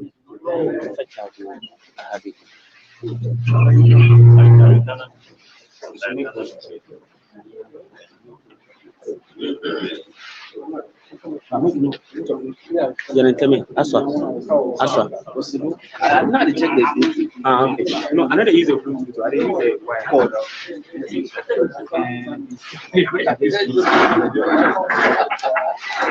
So check.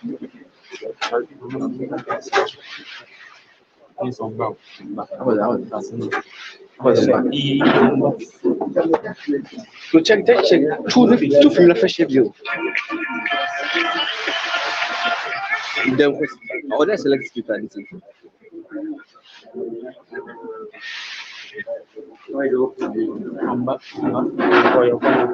I just made one. Anti-way. No, me shut up, Baba.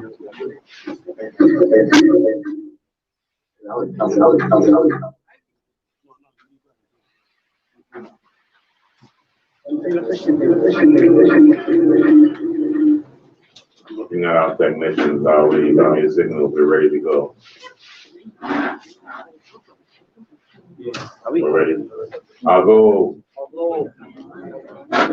We are getting ready to go back into our session after the break. Welcome everyone back, and to everyone who is also connected online with us.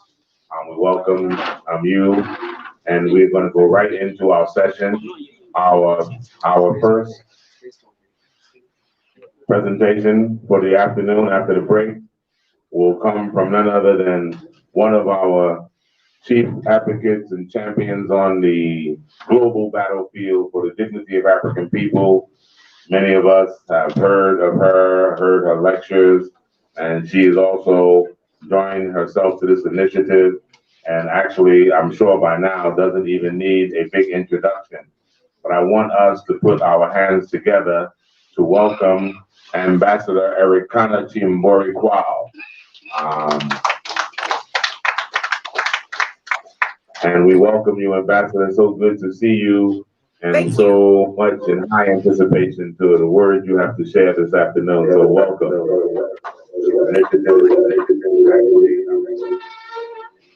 A big introduction.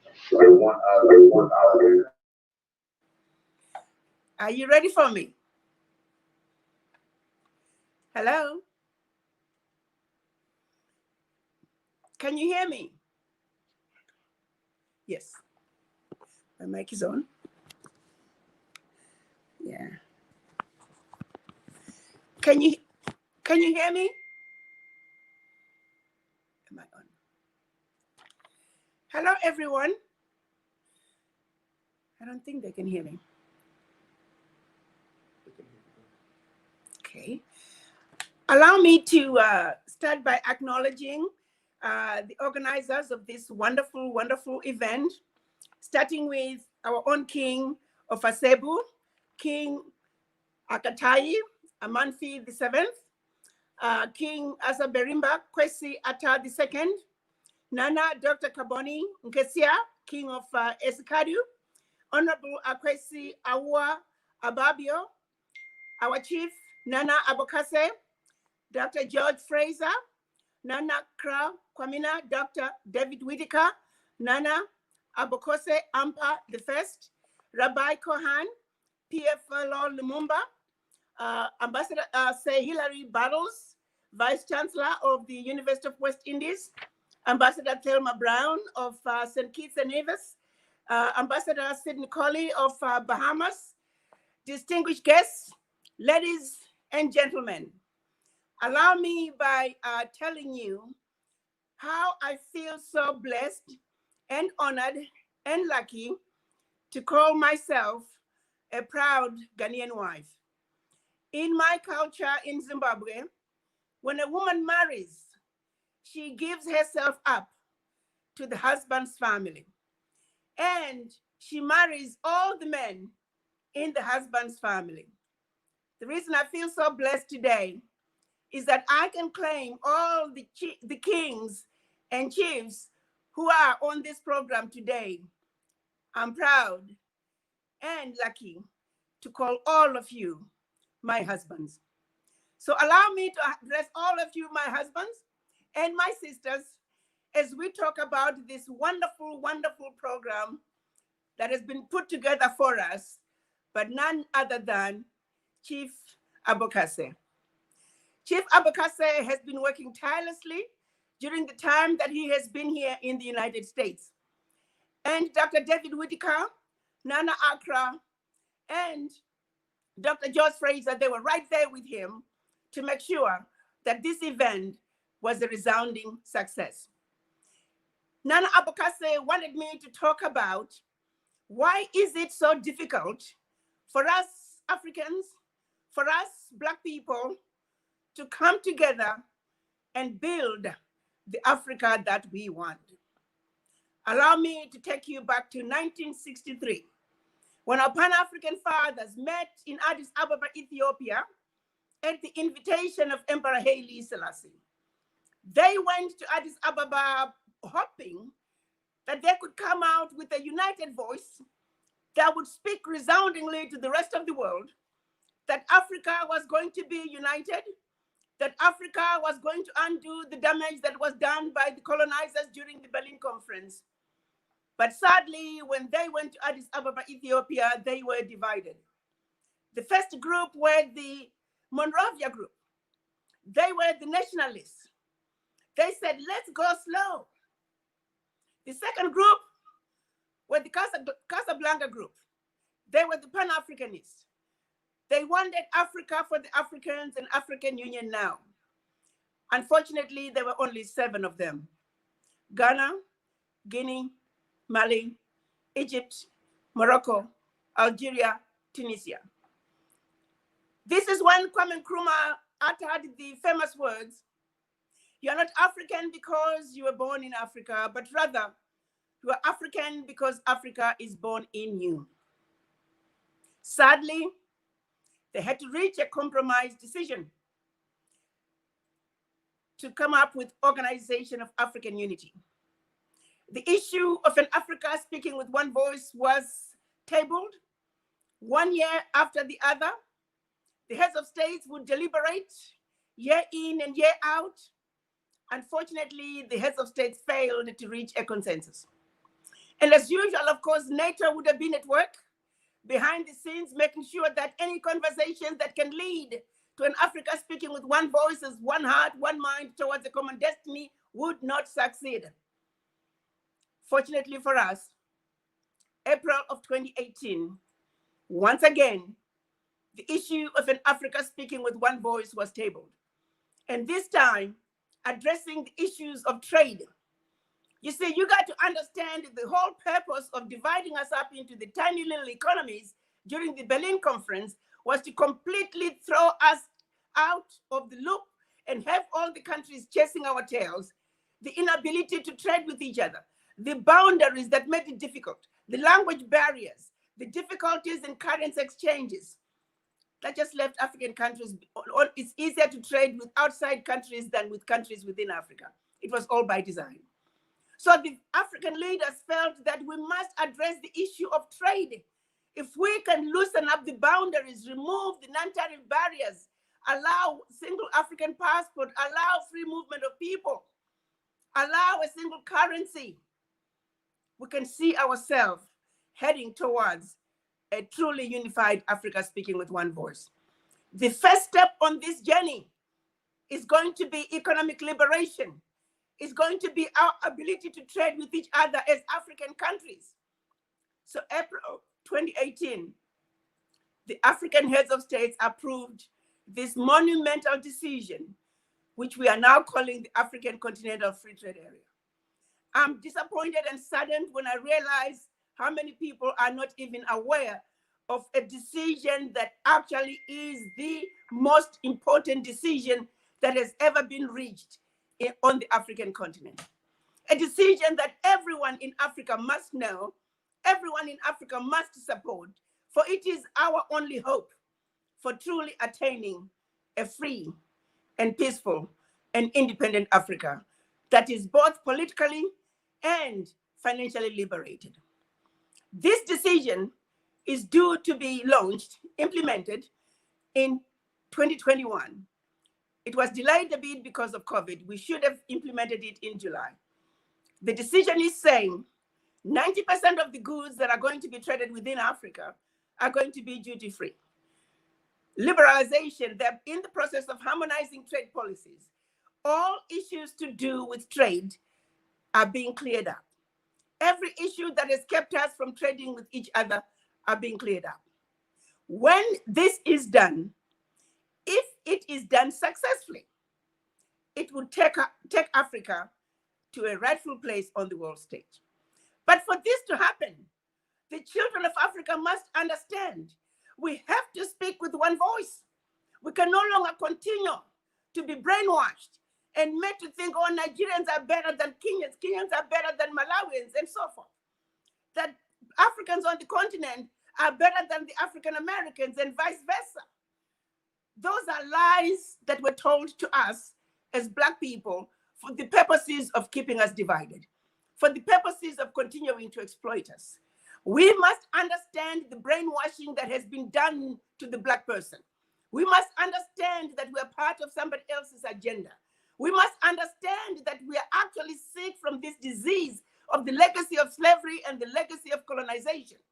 And that until we heal from this disease, no amount of decision on the continent is going to succeed unless we wake up from our slumber of over 400 years. Where we are, Your Majesties, Your Excellencies, brothers and sisters, we are at a crucial time in the history of our continent, in the history of our race. Let's look at what other races have done. Let's look at what other nationalities have done. 30 years ago, the Chinese diaspora did not ask, what did China do for them? They asked, what can we do for China?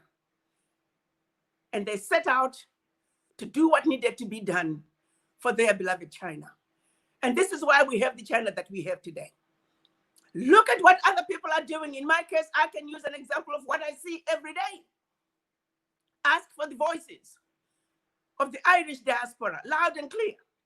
The German Americans, the Italian Americans, the Chinese, the Indians, their voices are loud and clear. But when you ask for the voices of the Black people, you might as well go to the graveyard. We are too busy listening to the wrong voices. Voices that are telling you Africa is a diseased and dying continent. When the flights were still flying full force, half the time, if you go into a plane into Africa from anywhere, 75% of the people on that flight do not look like you and I. Even within Africa, 75% of the people in that plane do not look like you and I. And yet we are being told, do not go to Africa. It's a diseased and dying continent. Well, if it is a diseased and dying continent, why are they going there in masses?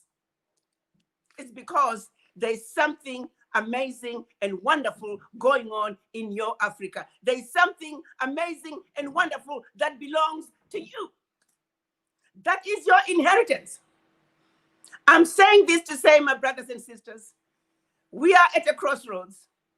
If there was ever any time that we must wake up from our slumber, any time that we must acknowledge that we are suffering from the disease of legacy of colonization and slavery, not only are we sick, but we are in the intensive care.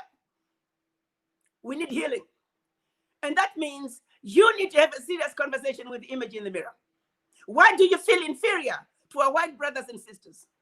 Because you were told they were superior to you. That was a lie. That was a lie. A bold-faced lie. Life as we know it began in Africa. If it were not for the black woman, there would not be any humanity as we know it. The first human being was given birth to by a woman. Now let's talk about who matters. So the lies that we have been told, we must understand them for what they are. Let's begin to undo the damage that has been done to us. Let's reverse the brainwashing, the issue of self-hate, the issue of distrust of each other.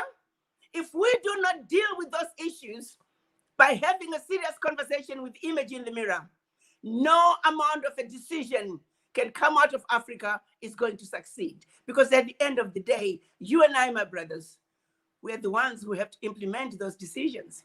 And if our minds are not in the right place, guess what? It's not going to work. We're still going to sell out our Africa. Where things stand right now, our continent does not have enough expertise to build the Africa that we want. That's a fact.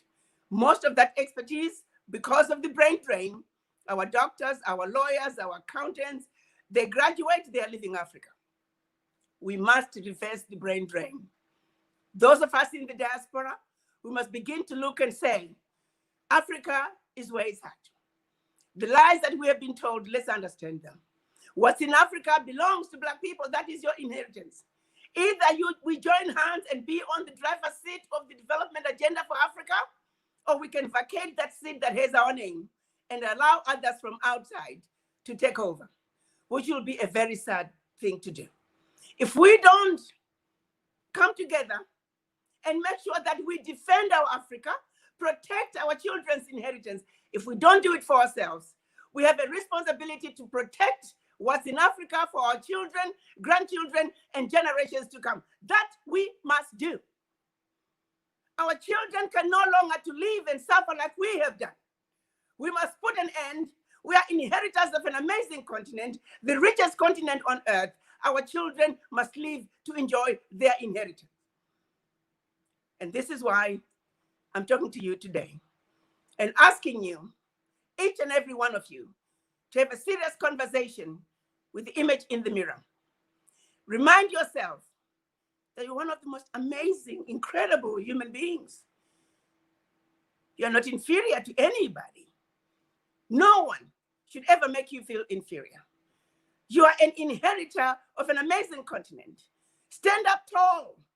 Every step you take, walk this earth like it belongs to you, because it does.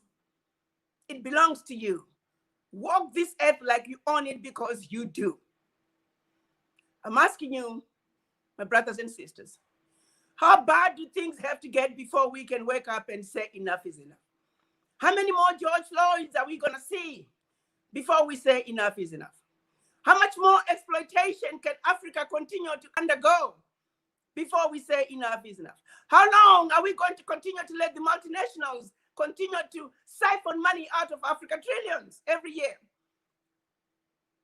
When are we going to say we're sick and tired of being sick and tired? Well, as a grandmother, as a mother, I'm there. I'm sick and tired of being sick and tired. But I do know one thing. If we get our minds together, I know my brothers and sisters that I've lived with, that I've worked with, the majesties on this program, and many other majesties around the continent, we are the beautiful, intelligent, sophisticated, highly adaptable, and totally indestructible children of one mother Africa. I do know one thing. When I get that call to everyone, when we all receive that call from Mother Africa, I have no doubt in my mind that you're all going to answer that call. And if there was ever any time for you to answer that call, that time is now. So let's think about coming together, speaking with one voice. This university gives us an amazing opportunity to do just that, where we can stand on top of the tallest mountain and proclaim to the world, and speaking with one voice, one heart, one mind, let the world know that the children of Africa are now coming together and are heading towards a common destiny. And this time, our destiny, riding our own train, walking towards a common agenda for us. I thank you.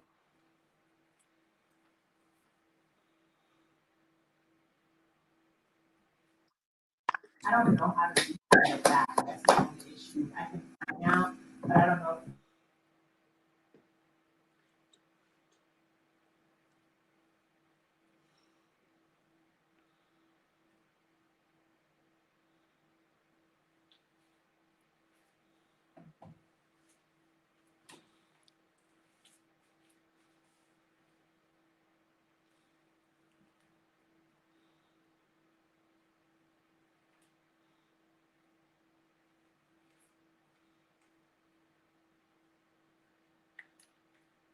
That you are opening.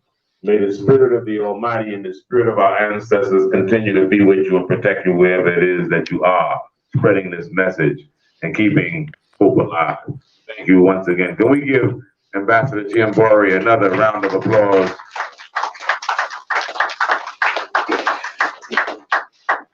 I mean, that certainly has fired everyone up. And as we thank you and look towards our next speaker, I don't know if we have Dr. Tony Browder on the line, if he is ready to make his contribution to us. We have Dr. Tony Browder that we want to invite to be our next speaker. He is one of our amazing scholars, and very rarely do we hear of archaeologists on his level. He's the only Black man we know, especially African, who has a license to do archaeological work and finds in Egypt, the land of our ancestors that others have also claimed.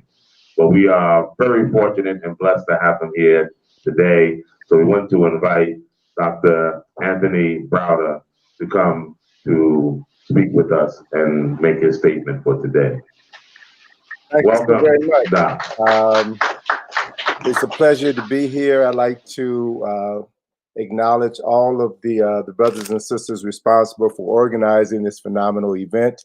I also would like to acknowledge everyone who is watching from throughout Ghana and across the continent, and trust that you will receive my information in the spirit in which it is offered to you. I'm not quite sure if I will be able to share my screen. I hope I will. I have some images I'd like to share with you that will illustrate the work that we're currently doing. Is it possible for someone to let me know if that is happening or not? Don't know. I would just move forward. I'll move forward and trust that you will be able to see what I'm sharing with you, and will receive my message. That what I want to talk about briefly is some of the research that we've been doing in Egypt for the past 12 years since we've been excavating 2 25th dynasty tombs in Egypt. We are the first people of African ancestry to be doing this work. And this work follows in the footsteps of 4 scholars who are now ancestors who have influenced my work over the years. Dr. Ivan Van Sertima, Dr. Joseph Ben Yakinen, Dr. John Henry Clark, and Dr. Asa G. Hilliard III. I've had the pleasure of working with these brothers over 20 years ago, and their scholarship, their dedication to African people have affected me in profound ways. I want to just bring to your attention 4 fundamental truths that have intentionally been withheld from people of African ancestry, no matter where we are. This information is documented in an exhibition currently on display at the Smithsonian Museum of Natural History. And that is 300,000 years ago, Africans were the only human beings on the planet. 300,000 years ago. And that 60,000 years ago, Africans walked out of East Africa and began to populate Eastern Asia. And then 40,000 years ago, a group of these same Africans from East Africa walked west and populated West Asia, the landmass that we now know as Europe. And there are several maps that illustrate this migration of what is now regarded as the out of Africa concept, which shows how African people, as the ambassador just said, were the mothers and fathers of humanity, and gave birth to all people, so that everyone on the planet is a descendant of people of African ancestry. These are fundamental truths that we must know. We must understand that there is scientific and genetic evidence to validate these facts, and we have to begin to reorient our thinking to these known truths. So then another important aspect is that civilization began in the Nile Valley. It is in Egypt or the Nile Valley where we find the greatest evidence of civilization, culture, writing, architecture, engineering, all of those qualities that represent the greatness of a people. So I've been studying the Nile Valley for 40 years, traveling to Egypt for 40 years now. And the Nile Valley is significant because it is the world's longest cultural highway, 4,160 miles long, beginning in Zimbabwe, where the White Nile has its origins, also continuing in Ethiopia, where we have the Blue Nile. Those two rivers join in Khartoum and continue their spread throughout Sudan and Egypt, and empties out into the Mediterranean Sea.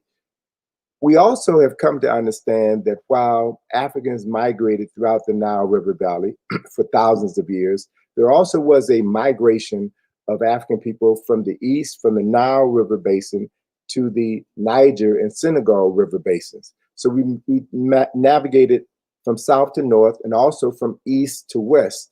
And during these migrations, which have been documented by several colleagues of the late Sheikh Anta Diop, Obokese being one of the principals involved in this research, they have documented 6 migrations of African people out of the Nile River Valley into the Niger and Senegal River Valley, bringing their cargo of knowledge with them over hundreds and hundreds of years. And what our research has begun to demonstrate now is evidence of this migration.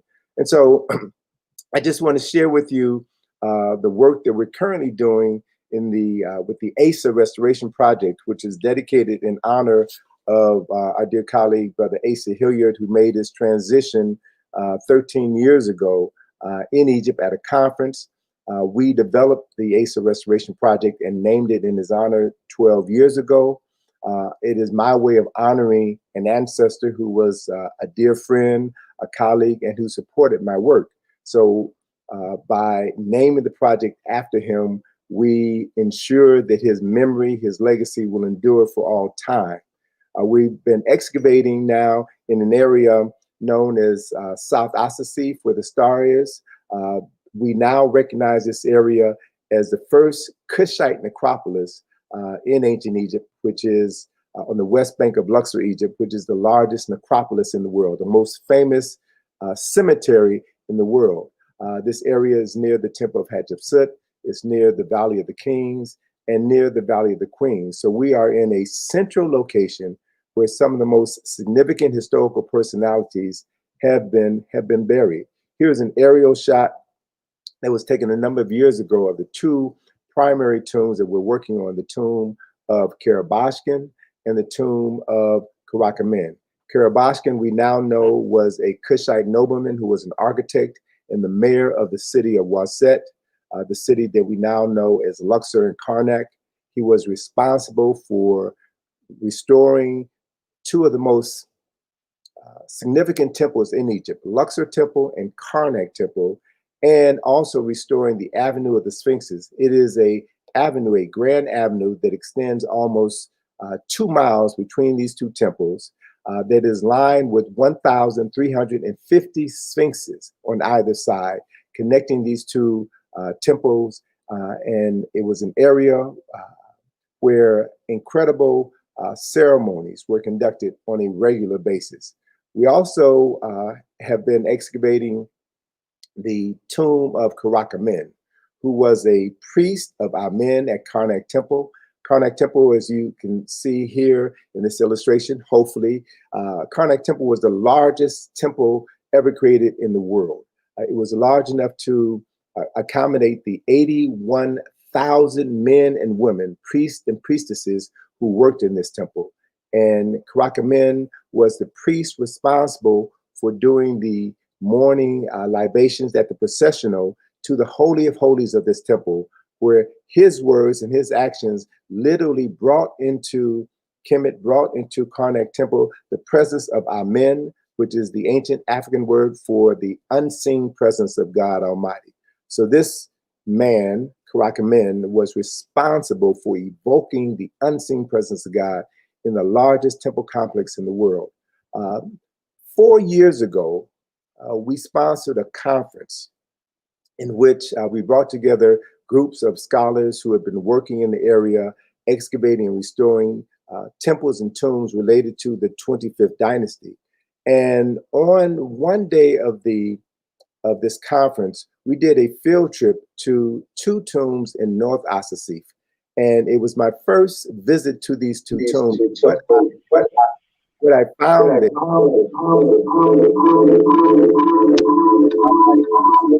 profound ways. It is in this area here where we found the tomb of Shashank and the tomb of Padi-Amenhotep. These are also 25th dynasty tombs that were constructed during the period of Nubian or Kushite rulers of ancient Egypt. It is a period of time in history where some scholars today still refer to as a period of Black dynastic rule of Egypt, which suggests that the other rulers of the other 25 or 29 dynasties in Egypt were not Black. That information is totally false. We know based on our study that all of the principal rulers of all of the most important periods of leadership and government in Kemet, ancient Egypt, were all established by indigenous Black African people. So what I found painted on the ceiling of these 2 tombs was the heart-shaped Sankofa symbol.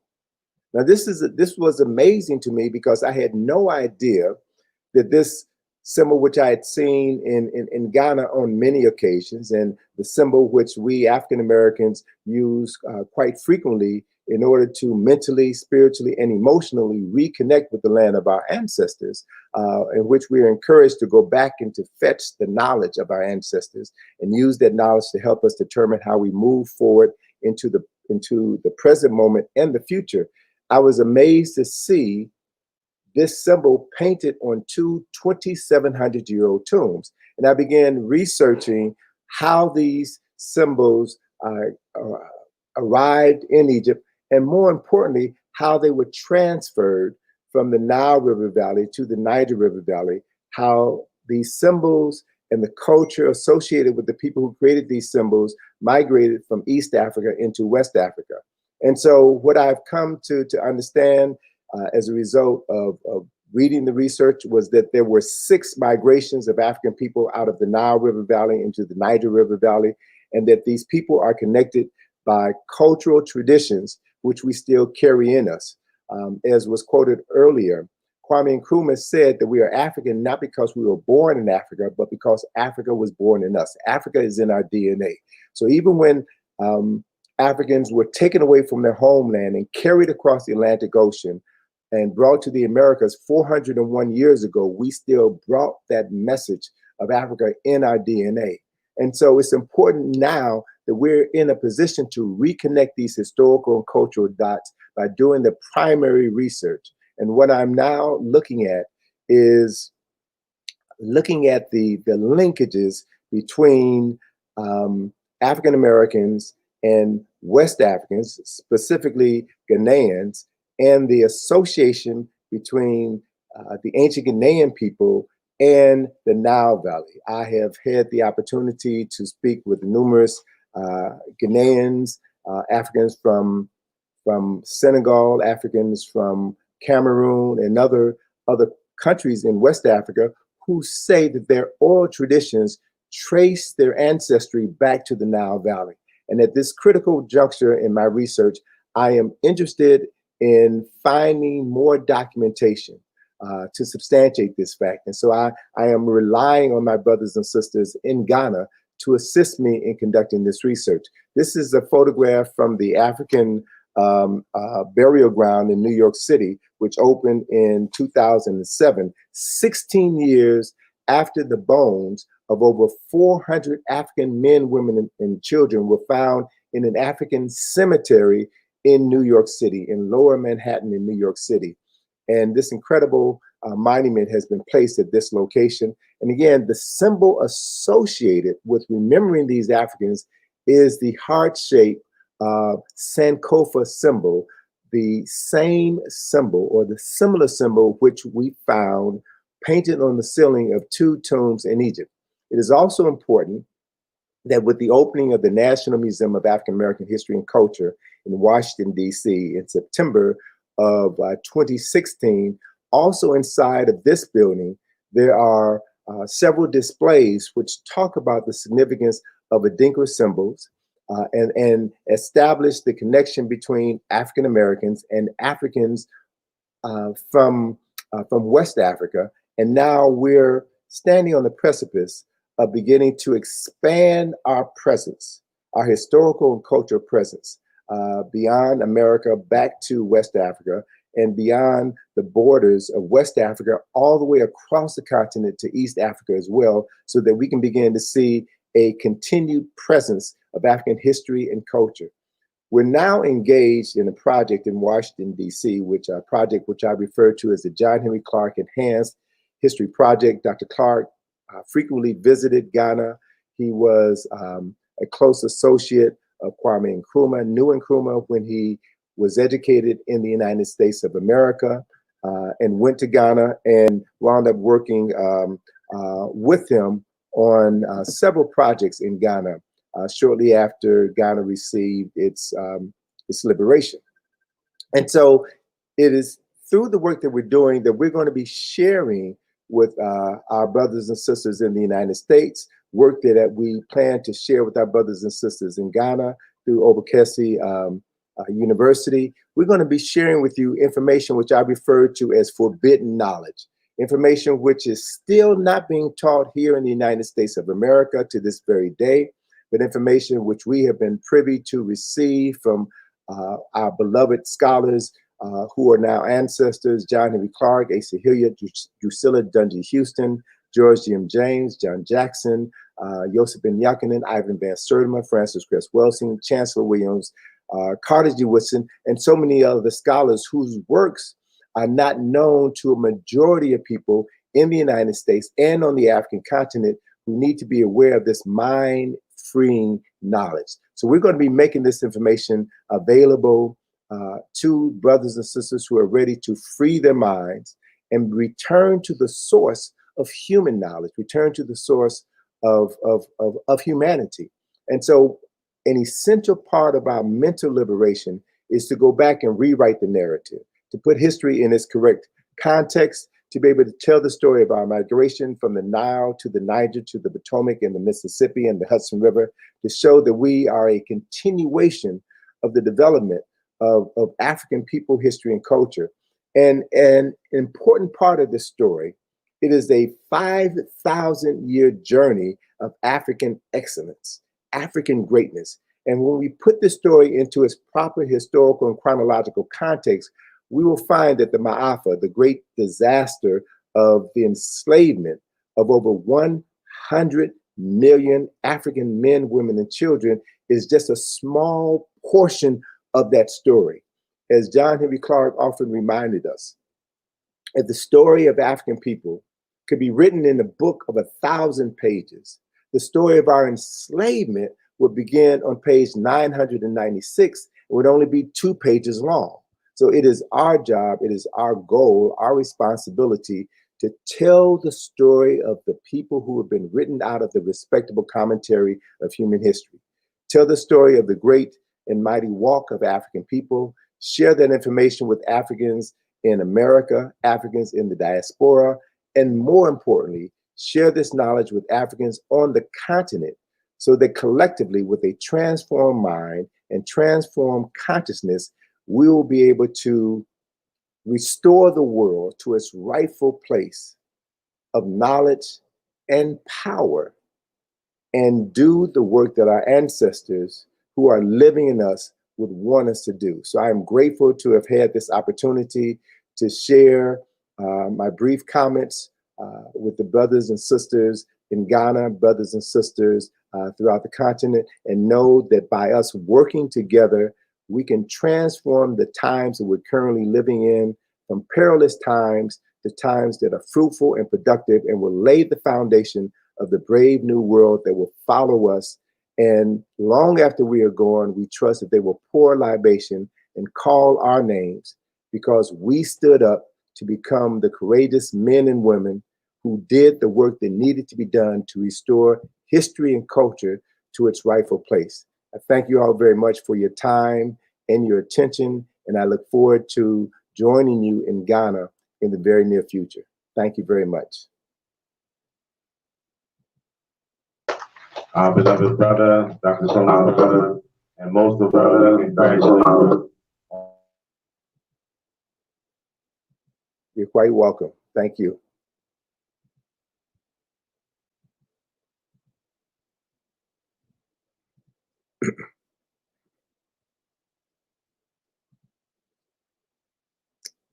Okay, not sure where things are.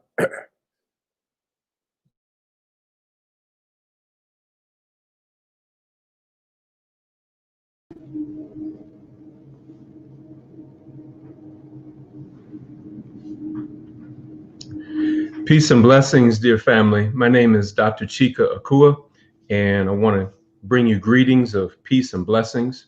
Very thankful to my brother Tony Browder, who just presented before me, whose work has deeply influenced mine as I have researched African-centered education over the years. I want to talk about the question, what is African-centered education, and why is it important now? Again, what is African-centered education, and why is it important now?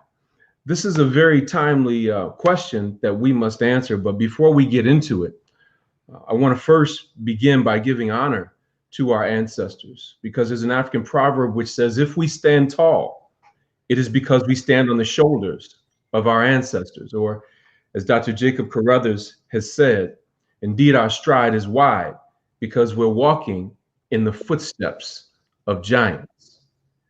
I want you to also know that this information that I'm going to share has been deeply informed and influenced by Nana Bafora Amankwechia II, also known as Dr. Asa Hilliard III. And I happen to have heard earlier today, Nana Kobina Nketsia mentioned Dr. Hilliard's work along with that of Dr. John Henrik Clark as well.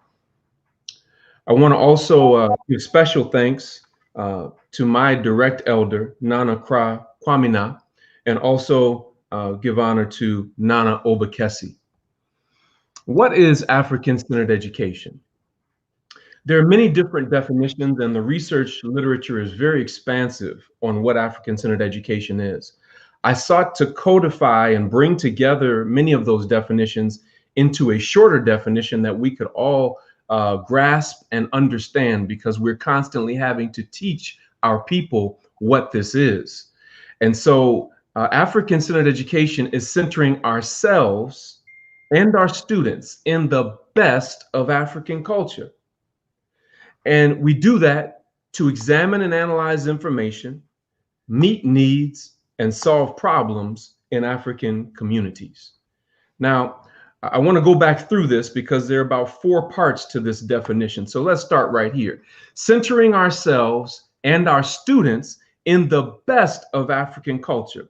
One of the things that's going on right now in America is that many of our children and many of our people have not been centered in the best of our culture. They've been centered in the worst of our culture, which leads to what Dr. Malefia Asante calls decentering. So we've been decentered and taken off of our terms. So African-centered education then helps us to center ourselves and our students in the best of African culture so that we know what the standard of excellence is. Once we understand what that standard of excellence is, that African standard is, then we use that standard as a benchmark to examine and analyze information through our lenses.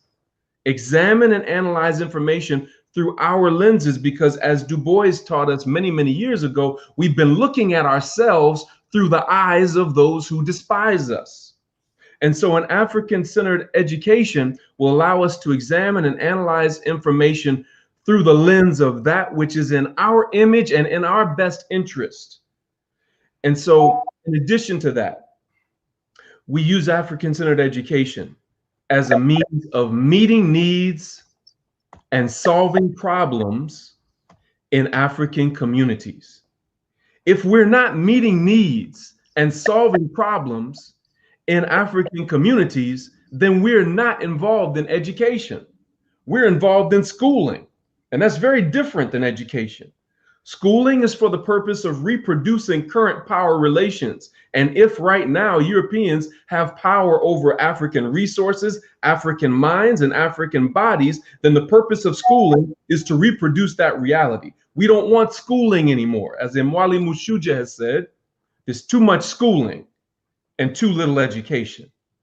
So African-centered education helps us to meet needs and solve problems in our communities, rather than being trained to meet needs and solve problems for Europeans and other non-Africans.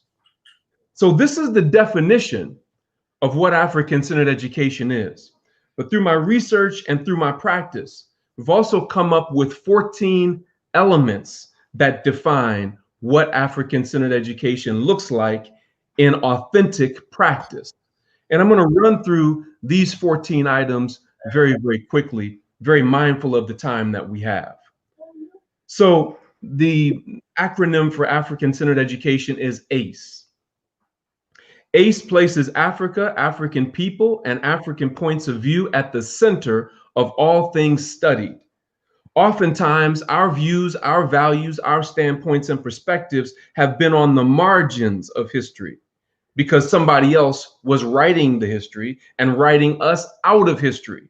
So what African-centered education does is it places us back in the center of all things studied so that we can view all phenomena through our unique cultural lens and our unique cultural perspective.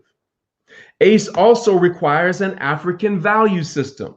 So for example, here in America, we live in a very hyper-individualistic society. And hyper-individualism, period, is a Eurocentric value. That's a European value that is at variance and in conflict with traditional African values. African culture is communal, cooperative, and collective. And so an African-centered education requires an African value system. African values such as ma'at, truth, justice, righteousness, reciprocity, balance, order, and harmony. An African value system such as Ubuntu, I am, because we are, and because we are, therefore I am. There are many African values that we must be reintroduced to and put into practice. Thirdly, African-centered education helps students critically examine how the subject or object of study is related to the image and interest of Africa and African people. Many of the images that we see in popular media are not in our authentic image. These are alien images, countercultural images that have been constructed in the deformed mind of Europeans to make us look subhuman. So many of these images that we see not only in popular media, but also in school textbooks and in school curricula and syllabi are not constructed with African scholars, African-centered scholars that are in our image and in our best interest. Number 4, African-centered education taps into the spirit of the children. Many of us live in a society that is based on this notion of the separation of church and state, as if you can separate the spiritual from the material. Those who have been centered in authentic African values understand that there can be no separation between the spiritual and the material.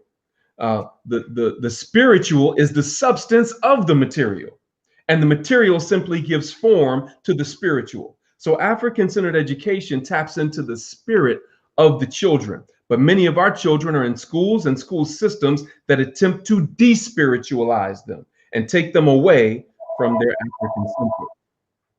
African-centered education, number 5, requires a sharp orientation towards social justice.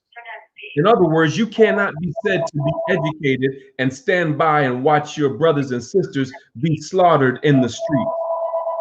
You cannot stand by and claim to be educated and not speak on behalf of the best interests of our people.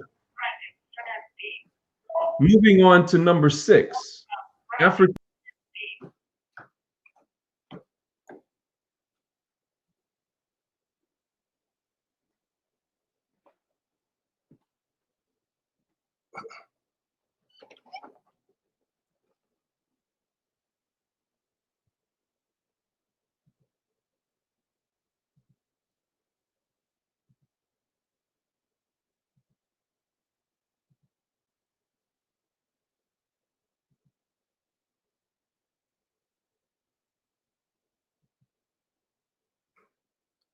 It's not saving.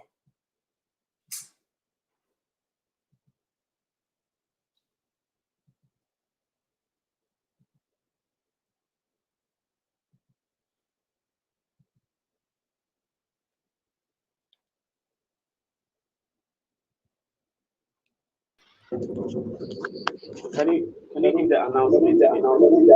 Please, I'm calling again. Everyone to mute your mic. Only the presenter's mic should be on. It's causing a connection interference, so please mute your mic.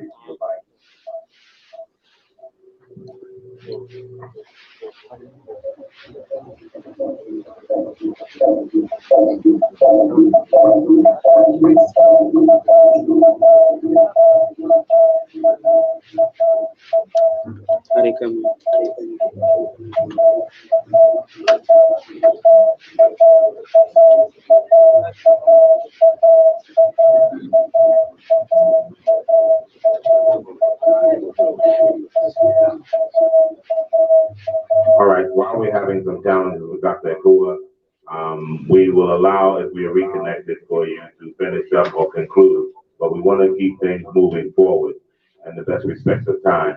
So I'm going to ask if Dr. Frazier is ready. We will try to connect with you while we sort out the problems with Dr. Akua. So Dr. George Frazier, who is very well known for Frazier Nation, has almost become his name, and has been a hard-working proponent of helping to formulate and put this work together. We are in very much anticipation of your presentation as well. And as we said, we are on an escalated schedule now, asking all of our presenters to be mindful of time. We're inviting Dr. George Frazier to join us and to make his contribution. He's not online. All right. So in that case, we're going to actually move to our provost, Nana Kwabena II, and who has been diligently on the case and making sure everybody else is on the case, and has been very sharp with making sure we've gotten to the point that we are, and has been a very diligent, dedicated son, of Mother Ghana and Mother Africa. So, Nana, we're going to ask that you join us now so that you can also speak to us and enlighten us on what you have to share. There's some feedback, Rabbi, but I'm hoping it's not coming through there. It just, hopefully it's just on my end. But I would like to first certainly applaud and thank and congratulate my brother Ibrahim Baidu and his team there in the Central Region for putting together all the nuts and bolts of this program. And despite the small technical difficulties, it is coming across on my screen as an amazing, amazing display of what African people can do. I'd also like to thank King Okatachi for his vision and foresight to follow up on President Akufo-Addo's declaration of the year of return, to recognize that the year of return has less meaning unless people have something to return to. And so it's his vision and engagement in this ongoing project of our restoration and transformation that has brought this Obokese University into its fruition. And that's been done primarily through the vision of Nana Obokese Ampa the First, who recognized that if you have a reason to come home and someone has given you an opportunity to stay home, then there has to be something that orients you into understanding of what home means and what are you coming to and how is it going to impact your development, your transformation, your future, and the future of all of those that will interact with you. So I want to thank all of those people that have been responsible for today's program. I would like to certainly say to all the Nananom that I am overwhelmed with this program, and I'd like to share a brief story to tell you what my feelings are. I logged on to the program this morning to find out that it wasn't active yet. I finally was able to get onto the platform only to find that I was in the back room. I was in the waiting room. And I started to become anxious because I was the only one in this waiting room. I'm looking at a dark screen and I started to feel the impressions of what it must have been like to languish in the dungeons of Elmina and Cape Coast, wondering what's going on outside. And there's no one with you and there's just darkness in front of you. And your mind begins to wonder about whether anybody has responded to the invitation I sent to the Nananom. Maybe no one showed up. And if they did show up, maybe this glitch has been too overwhelming and they decided to leave. So I'm experiencing all of this anxiety until finally I saw a message that said the program will be starting shortly. But shortly lasted a lot longer than I anticipated. And I felt that this was just a trick. The program really wasn't starting shortly. And maybe it wasn't starting at all. But eventually I saw a message that said the program will start in a few minutes. But a few minutes took longer than a few minutes in my mind. So I was still worried. But finally the program started. And as the cameras scanned and panned the room, I almost burst into tears to see all the Nananom sitting there, which confirmed that not only did they receive the invitation, but they thought the invitation was worthy of their participation. And there they were, all seated. And there was tears in my eyes to let me know that the people are ready to do something that brings us back into our right consciousness, our right minds, and we are capable of responding to things when the time is right. I want to revisit just a couple of things I said in the invitation. I termed it as a VIP invitation, which is exactly what it was. It's very important people that were invited to this program. And as I think of my studies of history in the process of colonialism, in the process of enslavement, and the words of Ambassador Chiemborikwa echo in my mind about the Berlin Conference. The Berlin Conference set off the first scramble for Africa. And in that scramble for Africa, the Europeans wanted to accomplish three things: to occupy a country that they determined was their own, set up their social and financial and economic and educational systems that would fuel and perpetuate their interests, and exploit the people, exploit the land for its resources, exploit the land for its minerals that would help them to develop their nations. So this is what we've lived under. This is what Ghanaians have lived under. This is what all of Africa has lived under for some period of time. So with Kwame Nkrumah's presidency, he triggered the alleviation of one of the three objectives of colonialism, and that was the occupation. Once Ghana gained its independence, it set off a cascade of other independences as well, until at this point, all the African nations would consider themselves independent. But that was only one of three of the pillars or the structures of the three-legged stool that the Europeans put in place. The end of the occupation didn't end the effectiveness of the social, political, economic, financial systems that were put in place to serve the Europeans. It didn't take that away.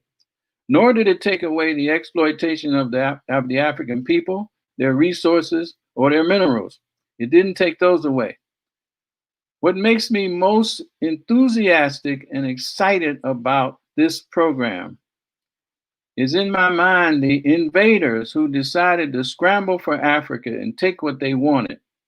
One of their main objectives had to be the total destruction or co-option of the chieftaincy.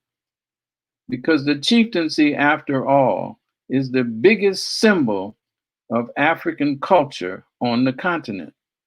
So the fact that the chiefs are sitting here today on this program, participating in this seminar, tells us that the chieftaincy is indestructible, and it's alive and well. And it's only through the chieftaincy, which other people have said today already, it's only through the chieftaincy that we have a hope of dismantling and terminating the other two stools on this colonial table, that of the social, economic, financial, and educational infrastructure systems, and bring an end to the exploitation of African people, Africans' minerals, and African treasures. And so I am comforted today by knowing that everybody in this room, and I'm 5,000 miles away, the same 5,000 miles that our ancestors were forced to travel when they were removed from the continent to the West. And I'm hopeful now that we have opportunities to actually bring ourselves back into our rightful minds and back into our rightful positions, because we understand full well that the future of Africa and the future of Ghana depends upon the training, the education, the understanding that we give the next generations. The Africa today we have, the Ghana we have today, is the Ghana that the educational system has created. So we're unhappy with it. We know what we're really unhappy with is the educational infrastructure that has produced the people that we have allowed to be in charge. So if we want something to go a different way, we have to create different people so that they have a different understanding about who they are, where they've come from, and what they need to do. So I just want to thank everyone associated with this program. I'm 76 years old right now. I'll be 77 in November. And I believe that in my own lifetime, I'm going to see the realization of what our scholars, our ancestors have talked about, dreamt about, begged us to do. And the people in this room right now are going to be the ones that set off the initial charge to bring about this reality. I'm humbled to be with you. I'm so appreciative of this opportunity. I'm excited about the future, and I will do anything that I'm called upon to do, God willing, until my dying breath. And I thank you so much for being here, and I'm prepared to work in earnest until the end of my days. Madasi B.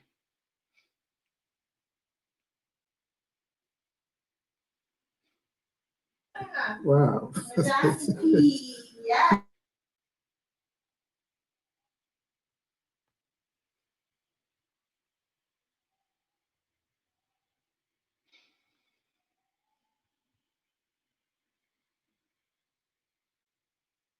interacting with you, that no matter what hour you receive a WhatsApp or an email, within 3 minutes you're responding as if you actually don't have any time to sleep.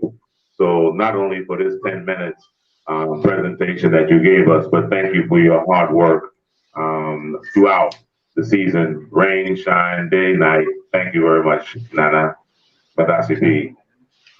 So as we are moving, I'm just giving one more shout out back to Dr. Chieftaincy.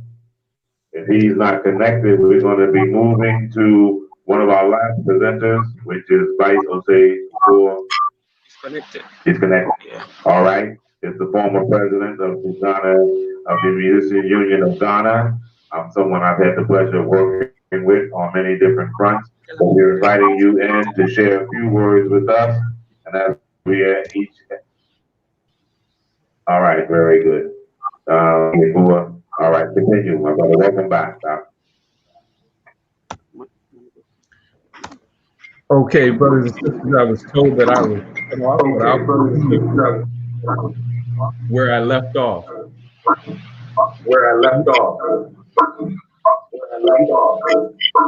You may need others to mute themselves. So the sixth essential element of African-centered education is that African-centered education requires methods that are unique and indigenous to the nature and needs of African children. Many of our children are in schools and school systems where they're struggling and suffering because the teachers are not using methods that reach and captivate African children. And so African-centered education requires not only the content, that they're learning the truth about who they are and where they come from, but the methods that the teachers use that are unique and indigenous to the nature and needs of African children. Number 7, African-centered education requires a consciousness of victory. It doesn't dwell on oppression. We have an analysis of oppression, and we don't become silent in the face of oppression, but we don't dwell on oppression. African-centered education requires a consciousness of victory, that we are African people and that we will win, and we know we will win, and our oppressors know that we will win when we come together. And so it requires a positive outlook on our present circumstances and our future. Number 8, African-centered education asks the simple question of all things that was brought to us by Dr. John Henrik Clarke and also echoed by Dr. Marimba Ani. And it is simply this, so simple that a little child can understand this. Is it good for African people? Very simple. Is it good for African people? Haki Madhubuti takes it up another notch. He says, is it best for African people? So that when we look at neo-colonial practices that are happening in Africa, on the continent, amongst Asians and Europeans, or when we look at what's happening in America or Europe with our people, we must ask the question, is it good for African people? Is it best for African people? Number 9, African-centered education requires an understanding of the Pan-African perspective. This is so very important and so critical because we are African people wherever we happen to be on the face of the planet, whether there are continental Africans, meaning that they reside or are from directly from the continent, whether there are Africans in Europe who have gone there to live or to go to study or to university, whether it's Africans in America, African Americans or Caribbean Africans. The Pan-African perspective is very important because, as Dr. John Henrik Clarke has taught us, when we come together, we number over 1 billion people. That is a force to be reckoned with. But it doesn't matter if we are over 1 billion people if we are not of the same consciousness moving in the same direction. So African-centered education requires an understanding of the Pan-African perspective, which has been advanced by so many of our leaders. Number 10, African-centered education promotes understanding and appreciation. Understanding and appreciation. And please forgive me for just a moment because I can't see my screen here. but it promotes an understanding and appreciation for all cultures. There are many lies where people will have us to believe and tell other people that we're promoting hate. We're not promoting hate, we're promoting self-love. And it's very interesting how others will project the hate that they're putting out into the world and project that onto us as if we're doing that.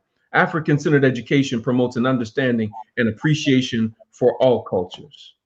Number 11, African-centered education requires the restoration of African history and identity. African history and identity. We know that there are others who have taken on the role of writing our history for us, and in the process written us out of history, which is deeply problematic. And so we understand that we must write our history and rescue and reconstruct our history first, as Dr. Malana Karinga says, and put it back into the hands of those that created it. So African-centered education requires the restoration of African history and identity. We've been victimized by cultural identity theft. And there are those that have stolen our cultural identity, stolen our story to gain access to our wealth and our resources. So for us, education is identity restoration. Again, education is identity restoration.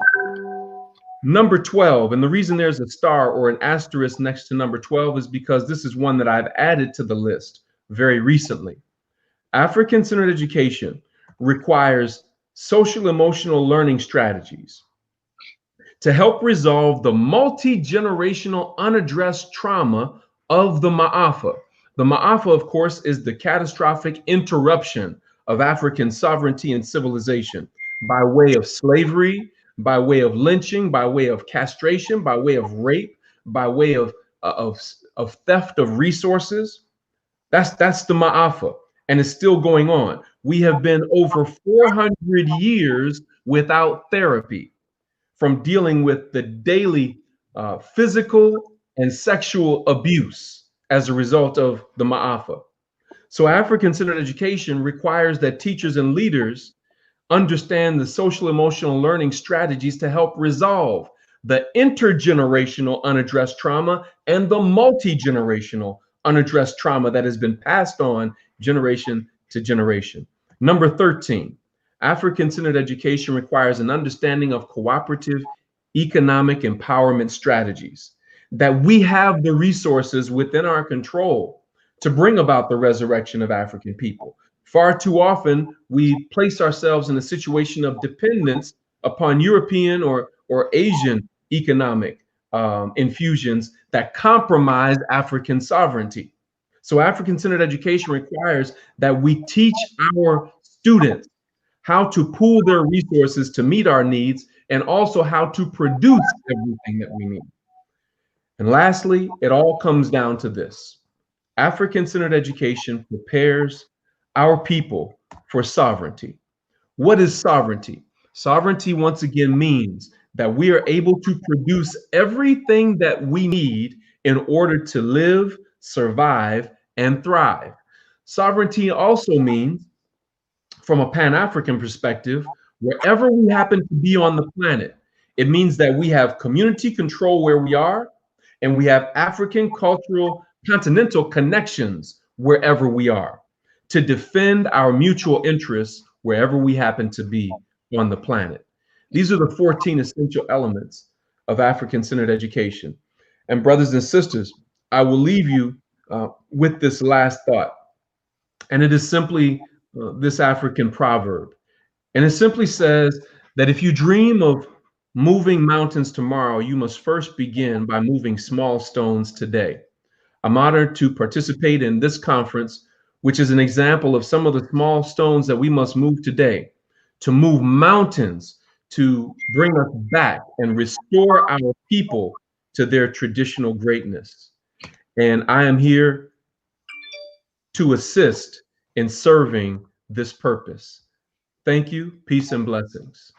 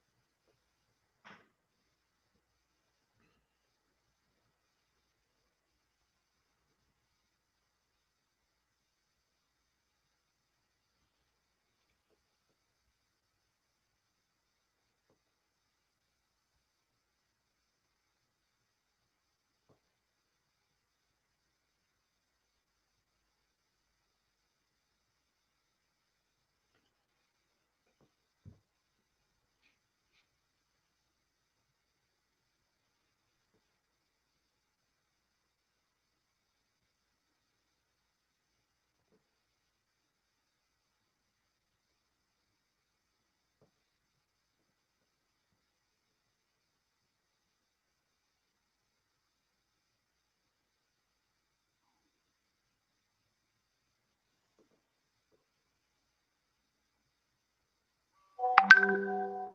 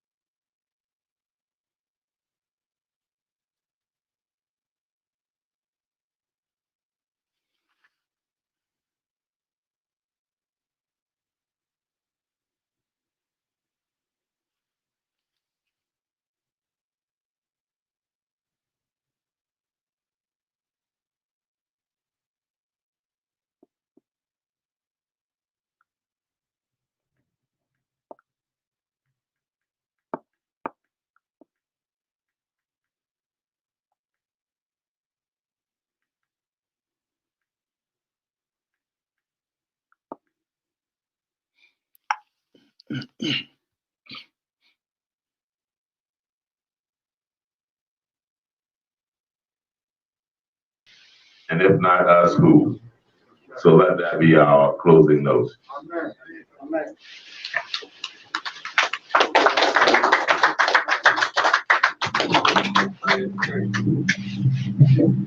I think we do have some of our ushers who helped us do the snack also direct us and how we ought to make a move to be refreshed.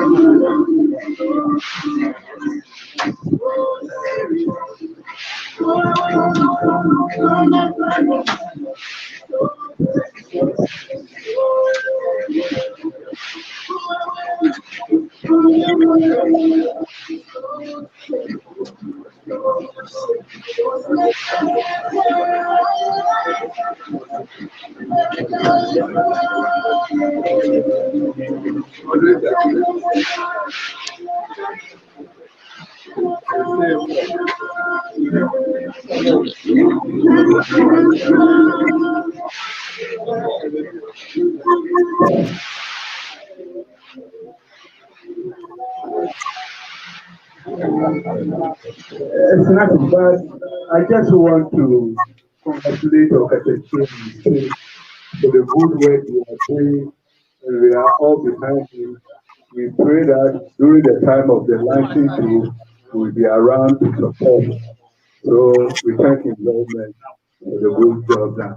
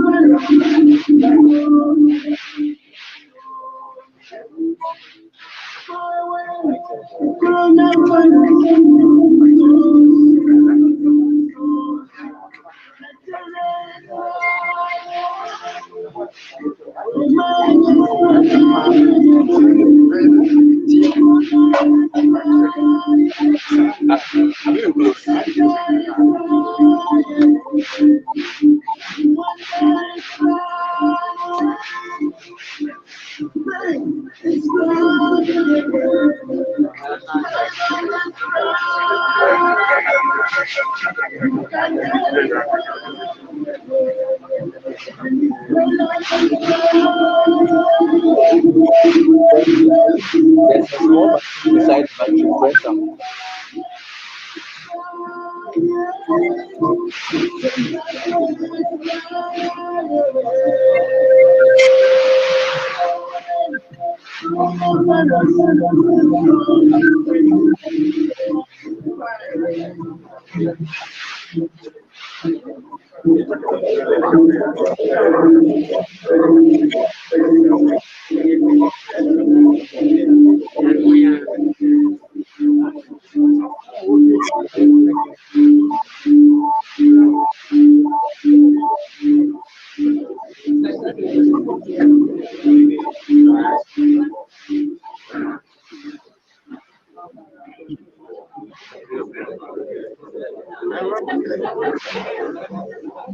Echo.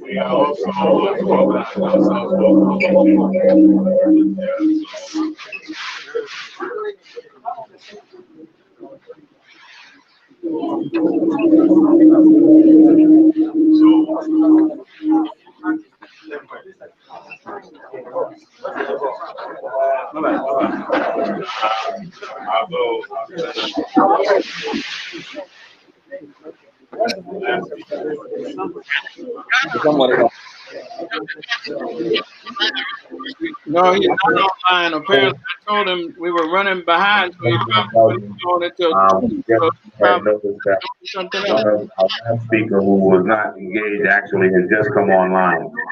And we just wanted to give him the respect since he left it all day to share a few words with us before we actually walk out and do what we said we want to do. I don't know where he is now, because I've been talking to him 10 times. Playing such a major role. I don't know where he is right now. In front of the scenes, behind the scenes, and on the side of the scenes. So we want to give an opportunity to hear Then let George presentation to us That'll and be give respect to what he has prepared for us today. So Dr. George Frazier, if you are connected with us, please, you have our attention, and we are in readiness to receive your word and your message. Thank you very much.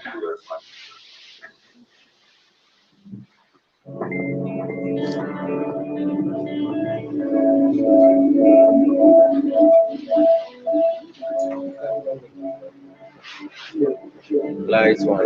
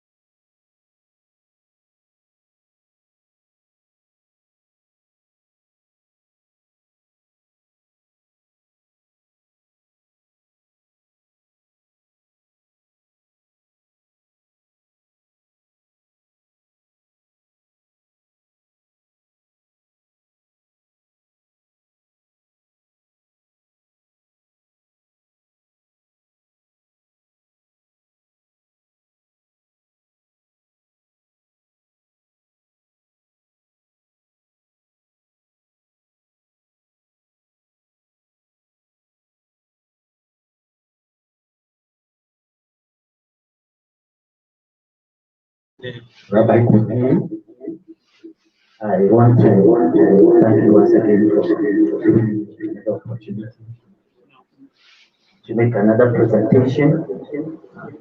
I want to thank Nana Obokese and for the price to do for giving me this platform. I started with you this morning. Poetry recitals, I gave you 3, and I told you that I was going to come in the afternoon with music. And so here am I. I want to say that it's out of the skill of writing poetry, okay, that brought about this music. So my music, actually every music is a poem. Let me put it that way.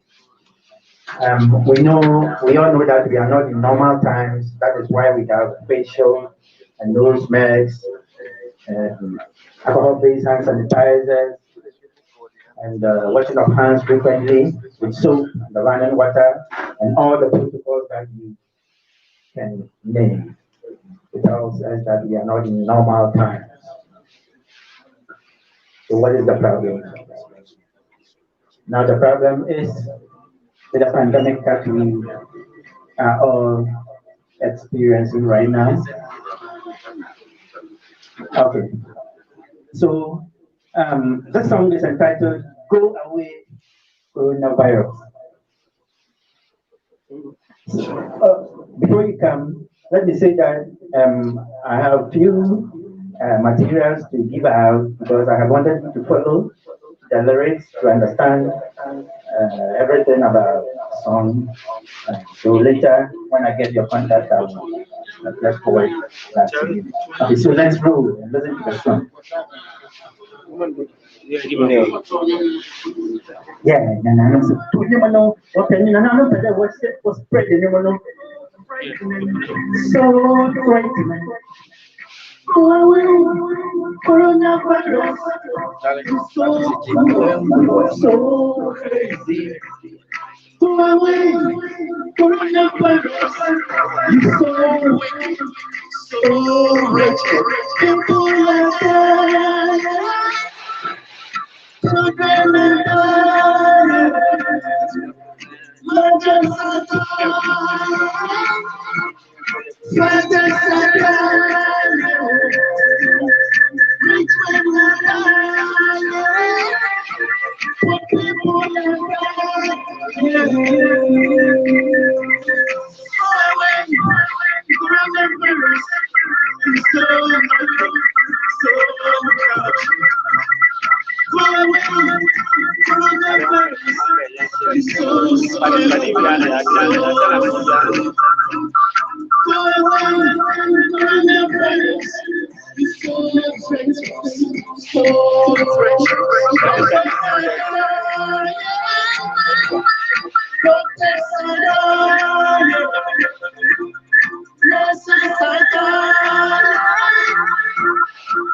just a dying. Farmers are dying. Politicians are dying. Go away, coronavirus. You're so serious. So serious. Go away, coronavirus. You're so dangerous. So dangerous. Go away, coronavirus. So shameful. Nations are crying. America is crying. Britain is crying. Canada is crying. Denmark is crying. Egypt is crying. Ghana is crying.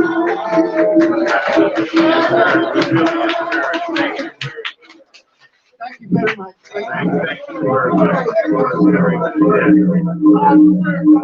Another round of applause. So now we're going to ask all of our participants, we're